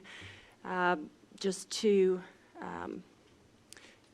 preface my request, the reason why we're requesting this approval is because Verizon Wireless has identified the need for a site in this location based on customer feedback, Salesforce comments, and its own internal analysis. And of course, we would prefer to co-locate on existing structures wherever possible, but there are no structures within the area to be served, so we're proposing a new facility. This map is showing you the existing Verizon Wireless sites in Goochland County marked with a blue marker. You can see also the 3 sites that you approved last year, Bonnie's Pond, Whitehall Road, and Hawktown Road. This proposed site, which is marked with a yellow oval, is about 4 miles from the Whitehall Road site, which has not yet been constructed. It is also 3 to 4 miles to the closest sites in the existing network, which are to the north. Haydensville and Gum Spring, they're called. Those are about 3 to 4 miles to the north. And the reason why that's important is because towers of this height, 199, 150, what we're usually proposing to you, have a propagation of 2 to 3 miles. So we would normally want to have those 2 to 3 miles apart to provide seamless coverage within the Verizon Wireless network. This site, as you can see, is roughly 4 miles to all the closest sites, including the one we're building at Whitehall Road. And so that's one of the reasons, or the main reason, why a taller support structure is requested in this case. So the 225 plus the 4-foot lightning rod is needed in order to provide the service necessary within the network in this location. I'll try to move quickly over those items that Ms. Hunter already covered. You can see the property there. The site location is heavily wooded, and we would be removing just those trees necessary to construct the facility.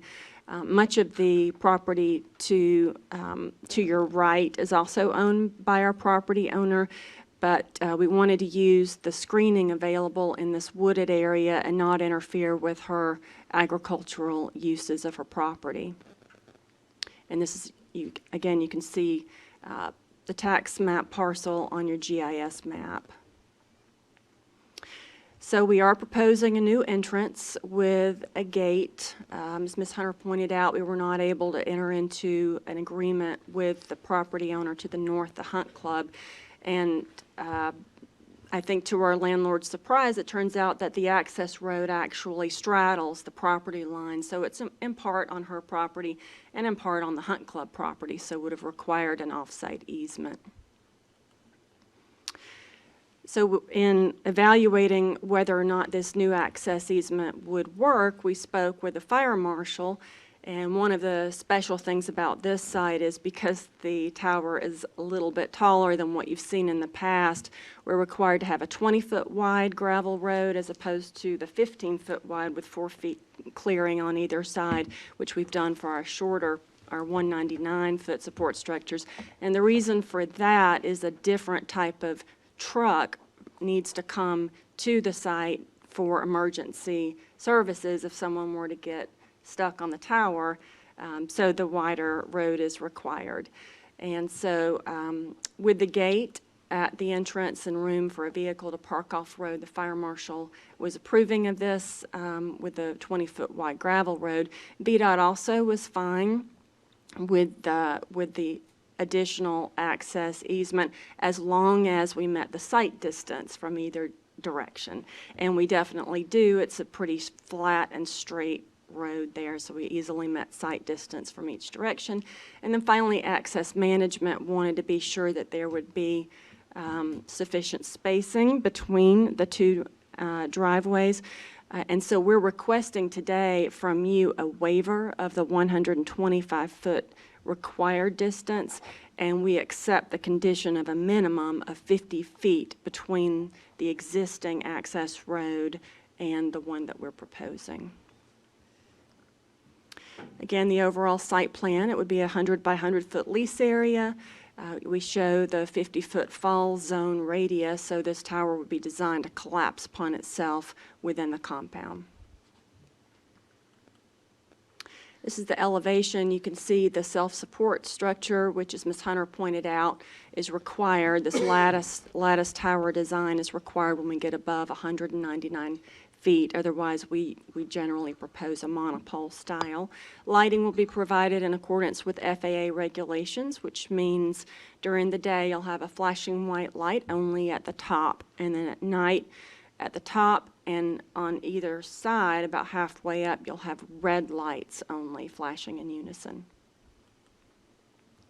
We did do a balloon test. As you can see, the red dots indicate spaces, locations where the balloon was visible, and then in the surrounding areas the balloon was not visible, and those are marked with blue dots.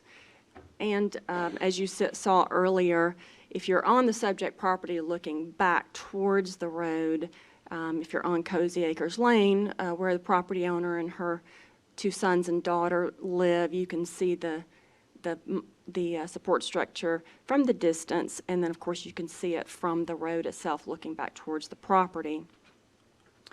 And then further south on Forest Grove Road, southwest rather, and a little bit further you can see it from Forest Grove Road.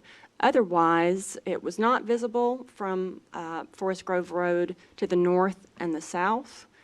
It was not visible from Cedar Plains Road southeast of the site, and it was not visible to the northeast and northwest on 3 Chopped and Haydensville Fife Road.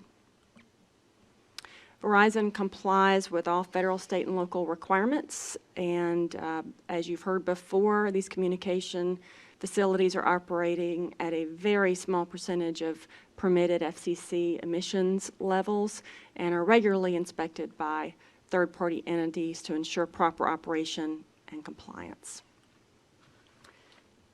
That concludes my presentation. I'm happy to take any questions. Board, any questions or comments? I'll start. Okay, Mr. Lumpkins. A couple You're questions, up. thank you. A couple of these are just to educate me a little bit, but first one is, and I was asking about the Whitehall Road. Could you go back to one of your earlier slides where you showed all the towers that have been approved? And that might help us determine how far we are from that. Oh, thank you. Ms. Hunter says that it's 1 mile to Whitehall Road. Gotcha. Yeah, that's the one where you, the next one down, the next slide. So are those dark arrows, are they pointing just to the active? The dark arrows are pointing to the closest existing Verizon wireless sites we refer to as handoff sites, or those are the ones that we're trying to get the signal to reach at this point. Since the Whitehall Road site that you approved earlier in 2019 isn't constructed yet, we're not considering it a handoff site at the moment. Okay, well, the reason I asked about the Whitehall Road was I'd heard from a constituent and a friend that calls, you can't make calls. You're going down Whitehall Road in that area, calls get dropped. Right. Right. If I thought I would have, I didn't have this in my mind where that tower was. So I guess this is not going to really address Whitehall as much as the tower that's along Whitehall when that gets put into place, right? Well, both of those sites will address Whitehall because the propagation should be up to 4 miles, the site we're proposing tonight. And so the site we're proposing tonight on Whitehall Road site, those should meet. So the propagation should meet together, and so you'd have seamless coverage along there. Where these two sites would not address concerns on Whitehall Road would be to the south or southeast, because between Whitehall Road and the Hawktown Road site, also approved in 2019, it's about 10 miles. And so there could be areas there. And if you remember, remind me, what's the height on Hawktown? 199. And the Whitehall one is also 199? Yes, sir. Yes. Okay. And Matthews Road is 199. Sorry. didn't mean to It say. is. It is. Thank you, that helps. And so on my education, you said, you answered one of my questions, because I think in your presentation, you said 199 has a 2 to 3 mile propagation. So this 229, you said, has about 4 miles. And these are just rough estimates. All of these propagation distances depend on topography and, obfuscation from the leaves on the trees, based on the time of year. In fact, I've heard of sites propagating much farther than that. It just depends, where you are and what's around you. And you also said that, and just, I know it's a lot of estimates, but when you said 2 to 3 miles propagation, so you want to put them 2 to 3 miles apart. Mm-hmm. I would think 4 to 6 miles apart, if you're talking about a radius, right? Well, you want to make sure that that signal strength is strong enough and Don't drop it between, there's not a little gap between the towers. Yeah. True, and it also, keep in mind that when you have more population and you have more draw on a facility, you need more strength as well. So it's just a rule of thumb.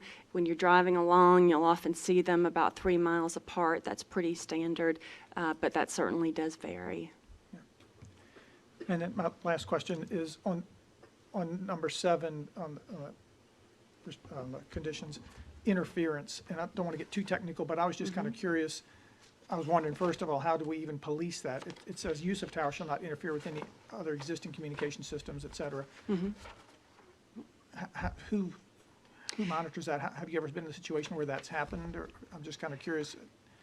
I'm not aware of a situation, but Verizon monitors that because it's required under federal law. So federal law does govern how various facilities interact. For example, medical devices versus licensed cell towers.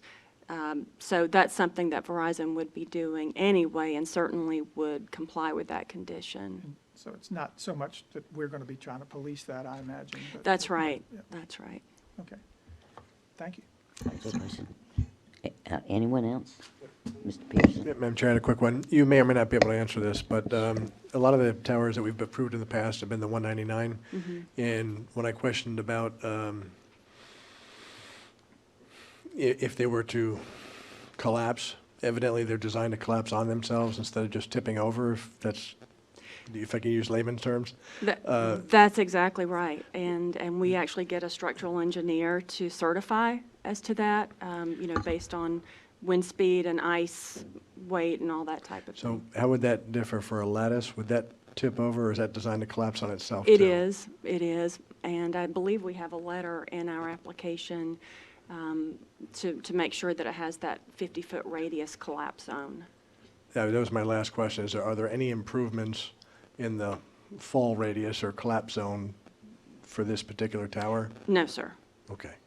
No Thank you. improvements. No question? Okay, thank you, Mr. Pearson. Thank you, Mr. Sharp. So, Ms. Schweitzer, I do have a couple questions. So this tower, right now, the closest tower to this one is Hawktown? The closest ones existing right now are these two, which are to Hayden- the Haydensville. north, yes. Uh-huh. Okay. So when this tower is constructed, you want to be able to propagate to those towers, is that the? Correct. Right. And so we don't have blind spots. Does it matter where the antennas are placed on the tower as to a signal strength around? I'm just thinking about people who are close around to it. What happens to their signal strength if it's pointed in a different direction or whatever? Well, these Am I making facilities myself have, I think that you might even have asked two questions. One is Twofer.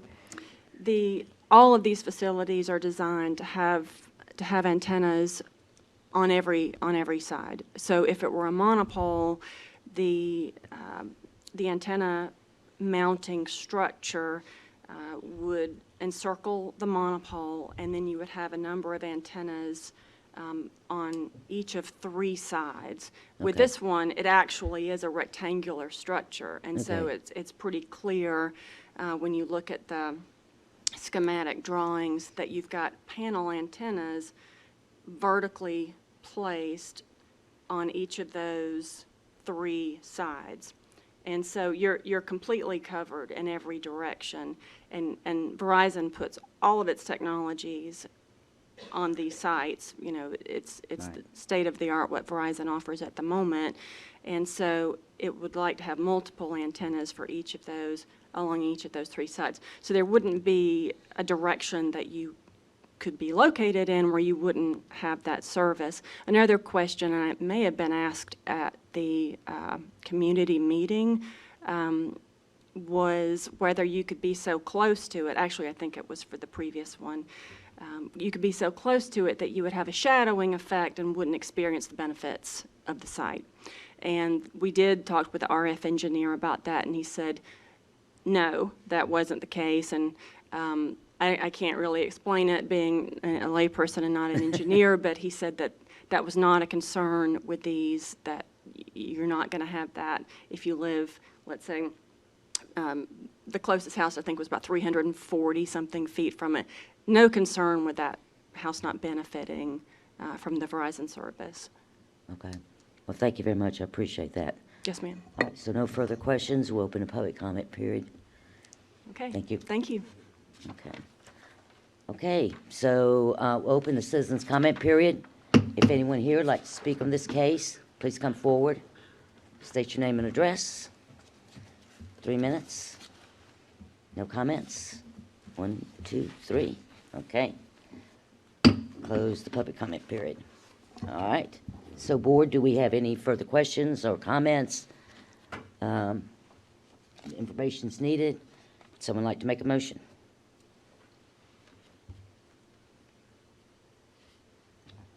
One way or the other.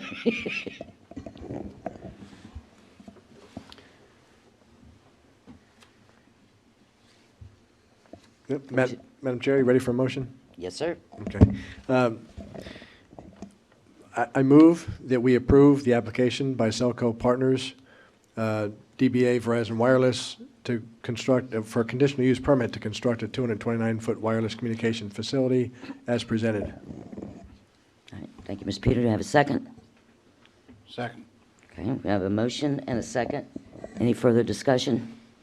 Okay, everyone has information to vote. Mr. Podesky, roll call. Mr. Sharp? Yes. Mr. Spoonhour? Yes. Mr. Lumpkins? Yes. Mr. Peterson? Yes. Ms. Lachelette? Yes. So, thank you. Have your approval. Okay, so Ms. Hunter is back again, and we have a second case. It's application by Patrick and Lorraine Clifford requesting a zoning reclassification. Ms. Hunter.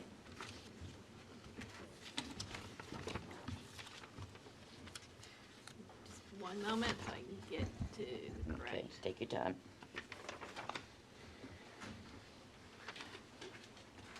Trying to find my place too, so. Okay, good evening again. The next public hearing is a rezoning RZ 2019-010, applied for by Patrick and Lorraine Clifford. It's for a rezoning for a property that's in the eastern, central western portion of the county. Somewhere around there. The comprehensive plan designates the specific property as rural enhancement area. You can see just to the east of this property, we have the Sandy Hook Rural Crossroad with the commercial designation there. And the property is zoned A1. It's, this is sort of the split. The western portion of the county is A1. The eastern portion of the county is generally A2. So this is sort of where that split is. So they are the first A1 property there in the corner. The property is generally wooded. There is a 50-foot right-of-way to this property, so this property does not have any direct road access on Whitehall Road, but there is a 50-foot right-of-way that runs adjacent to the chicken coops that are here, and it would split off to a driveway to serve 2 lots. So the purpose of the rezoning is to create 1 additional lot. We have what's called parent tract parcels in the county. Those were parcels that occurred that already existed in 1978, and then based on that parent tract from those 1978 maps, we determine how many by right splits that you can have. You can have 4 smalls, 2 20-acre properties, 40-acre, and then a residual, anything over the 40 acres. Once all the by right splits are taken, and if somebody still wants to create 1 additional lot, they have to go through a rezoning process. That's why you often see a rezoning to RR to RP for 1 lot, and that's the case here. So the applicant, we also have a capital impact model for residential rezonings. However, because they're only creating 1 lot, it does not invoke the capital impact model. So their proposal is, you can see this is the road, this is the 50-foot access is not shown on this map, but this 50-foot access, and then they're showing generally how the property can be split. The property is a little over 11 acres. The minimum lot size is 5 acres, so there'll be about probably about a 2 5.5 acre lots. And they'd have to meet any of the rural residential zoning district standards and also access management. There was a community meeting held back in October. Mr. Alvarez, Mr. Myers, and the applicant and 2 citizens attended the meeting. There was questions regarding the use of the property, and there was no opposition to the request. At the Planning Commission meeting again in December, this application was recommended approval with a 5-0 vote, and again, no one spoke at the public hearing either. The applicant has submitted 1 proffer in order to be eligible for that capital impact model. It does state that neither lot would be allowed to have any further divisions. So this would just be 2 lots in perpetuity unless they came back for another zoning request. Be happy to answer any questions. Board, any questions for Ms. Hunter at this point? Nope, none? Okay, thank you, Ms. Hunter. Is the applicant here? Like to make any comments or statements? Any questions for the applicant? Okay, pretty straightforward. Okay, thank you, Mr. Clifford. So, without any further questions, would someone like to make a motion? No. Oh, I'm sorry, public comment. Sorry, I'm getting ahead of you. Okay, public comment. I'll get it right in here sooner or later. Anyone would like to make a comment on this case? Please come forward. State your name, address, 3 minutes. 1, 2, 3. None?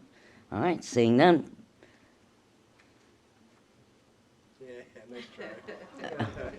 Seeing none.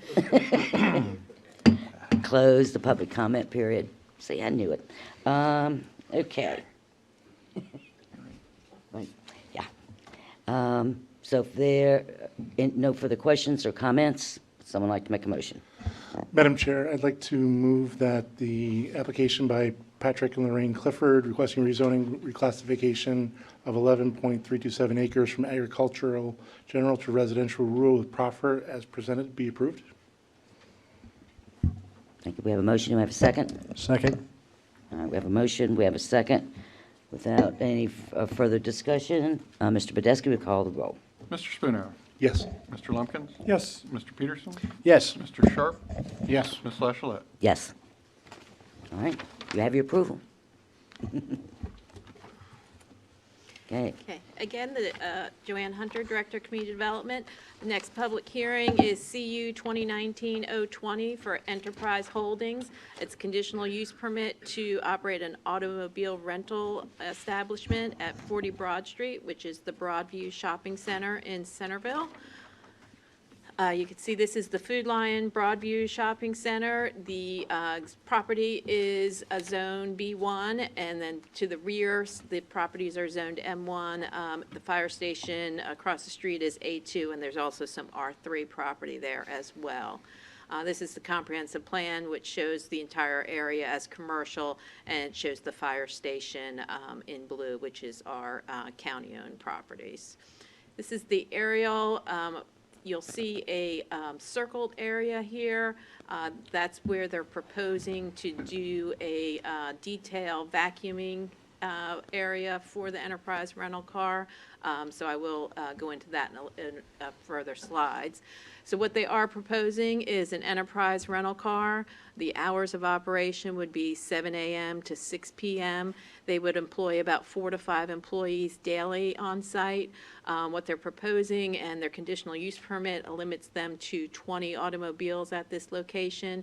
When we say automobiles, that means passenger cars, pickup trucks, and SUVs for eight people or less, but no trailers, no trucks, that sort of equipment. And the vehicles not being leased would be parked in the shopping center parking lot. I'll show you in the slide of where they'll be located. And again, as I mentioned, that car washing and vacuuming area, that circled area between where the two buildings connect, they're proposing a 16 by 22 pavilion. So this is what it would be located here. So this would be where the pavilion would be located. This is generally where the parking of the 20 vehicles would be. This is showing 12 parking spaces. As Mr. Lyle astutely pointed out to me prior to the meeting, they would be 20 spaces. They would be clearly marked on site when we do the POD. We did verify that the parking, there's excess parking here. The shopping center is required to have 250 parking spaces. They actually have 310, so with the 20 vehicles there, there's still considerable excess parking. And as you can see from the aerial photo, you can see there's many vacant parking spaces in that area. So this is, again, where that parking, where that vehicle wash would be. This is an example of the canopy that would be over it. They would have it gray with white trim to match the shopping center. This is in the Centerville Overlay District, so a certificate of approval will be required where we would review it for consistency in terms of materials and things like that and compatibility with the shopping center. This is where these 3 parking spaces would be removed. So this is the service drive that's behind the shopping center. This is looking at it from the shopping center, and this is where that structure would be located. The condition used to say that it needed to be screened, but it was not clear how it would be screened. We did put new conditions on the dais prior to the meeting, so they should be in front of you. We are recommending a change to the screening condition that would require a 6-foot board-on-board white privacy fence to screen that, and the applicant is agreeable to that change. One other thing to mention for this vehicle wash area, they will have a geomat product on the ground so that the runoff does not go into the ground. The applicant at the Planning Commission meeting gave a very good explanation of how that geomat product works. So if you have some questions about it, they can go into a little bit more detail at this when they speak.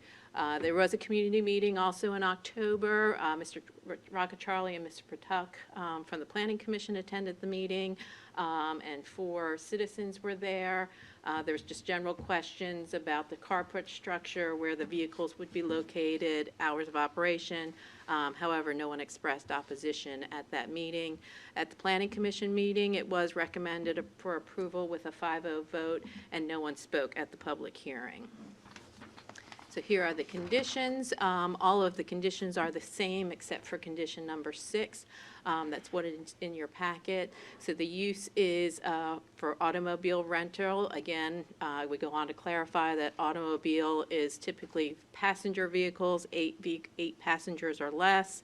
Does not include commercial sized or commercial type trucks or other vehicles, equipments, including trailers. So it's very specific that this is only for cars.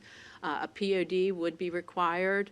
The site plan, the improvements would generally conform to the exhibit in this presentation.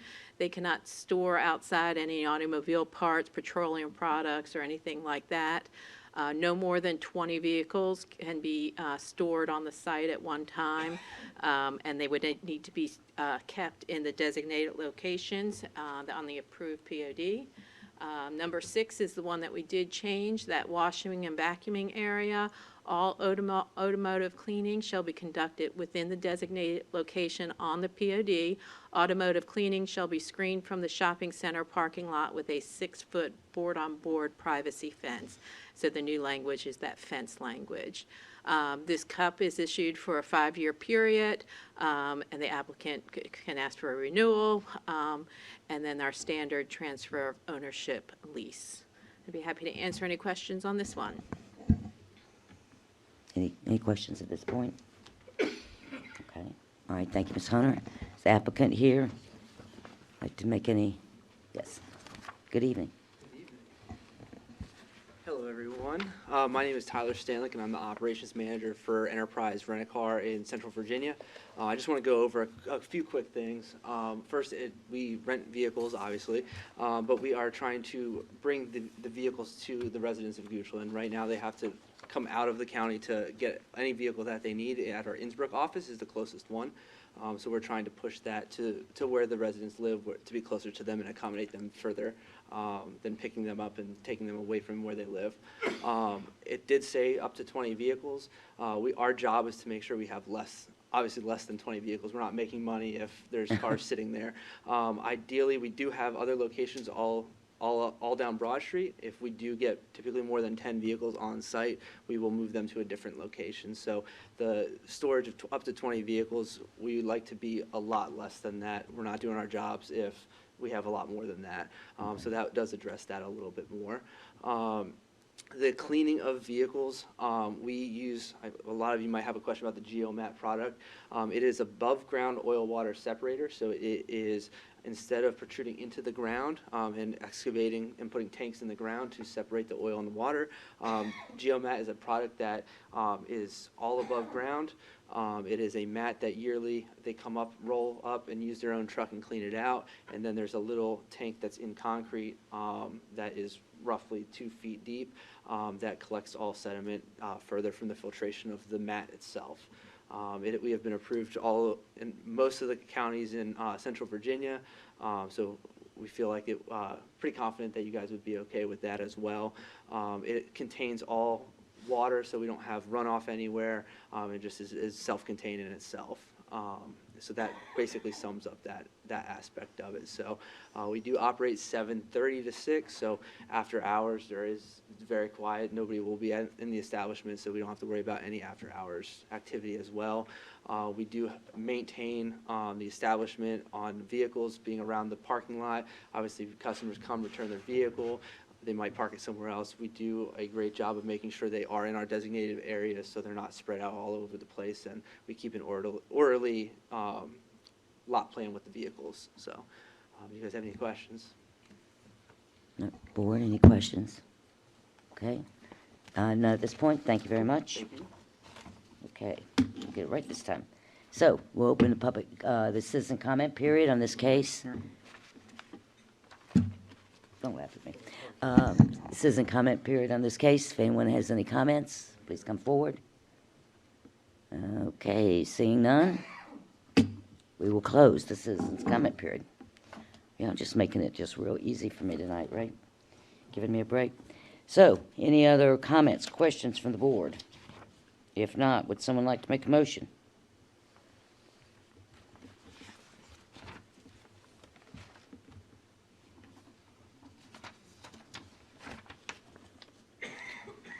Okay, Yes, I'd like to move that the application for enterprise leasing to establish a location in the shopping center be approved as presented. Second? And that includes the amendment that was Yeah, provided. including the amendment that was described for the screening. I'll second that. okay, so we have motion for approval and a second. Okay, thank you. Barring any other comments, Mr. Badesky. Mr. Lumpkins. Yes. Mr. Peterson. Yes. Mr. Sharp. Yes. Mr. Spoonhour. Yes. Ms. Lachelette. Yes. Okay, so have your approval. All right, Ms. Hunt. Rolling through them. Okay. Okay, the on next a roll. one is a countywide ordinance amendment. Just to remind everybody, the zoning ordinance rewrite went live as of January 1, 2020. So this is a cleanup related to the ordinance amendment being adopted. What we did is we went through the existing code and saw where there was references to the zoning ordinance. The zoning ordinance used to be an appendix, and it was referenced as Appendix A. It's now Chapter 15, so this basically changes all the references to the correct new chapter reference of the zoning ordinance. There was only one section that it impacted, which was the stormwater section, and at that time we also made some minor changes to make it consistent with our current guidance, current drafting guidelines for ordinance. So this is the stormwater management section, which is Chapter 5. It just starts with some intro. With all the other sections, we have that first section is a purpose and authority, so that's the same language, just moved down there in a cleaned up version. You can see here where it talks about Chapter 15, that references the nude code section. This is in the definition section of the stormwater. You can see that it had previously referenced Appendix A zoning. That's now changed to the Chapter 15 of the code, just the correct reference. And again, the same change down here under the location. It previously stated Appendix A, and now it's the Chapter 15. So this is really just a cleanup to make it consistent with the new chapter of the zoning ordinance. Do you have any questions? Board, any questions? Okay, thank you, Ms. Hunter. So, citizen comment period, we'll open a citizen comment period. Any comments from citizens on this ordinance change? Nope, seeing none. Close the citizen comment period. Okay, board. If there are no further questions, would someone like to make a motion? Yeah. Ms. McGee, what happens if we don't approve this? I'm afraid your ordinance would be chaotic in that it refers people to a part of your code that doesn't exist. Oh, we can't have that. That's not. Thank you. Madam Chairman, I move that we approve the ordinance amendment in sections 5-1, 5-2, 8-511, and 14-208.1 as presented. Second. Okay, so we have a motion, we have a second. Barring any further questions, Mr. Badesky will call the roll. Mr. Peterson. Yes. Mr. Sharp. Yes. Mr. Spoonhour. Yes. Mr. Lumpkin. Yes. Ms. Lachelette. Yes. Okay, so Ms. Hunter. Oh, this is Ms. McGee, that's right. Okay, so we have, the last case is a proposed ordinance amendment. Members of the board, Mary Ann Davis has returned this evening in order to support this request, which came from her office as the assessor, to add 2 alternate members to your Board of Equalization so that they could serve in the absence of a regular board member to the Board of Equalization, making it easier to obtain a quorum. And if there's anything else that Ms. Davis would like to add, she should feel free, or if you have any questions.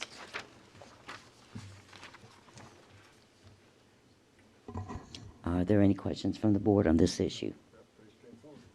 Okay. Quick question.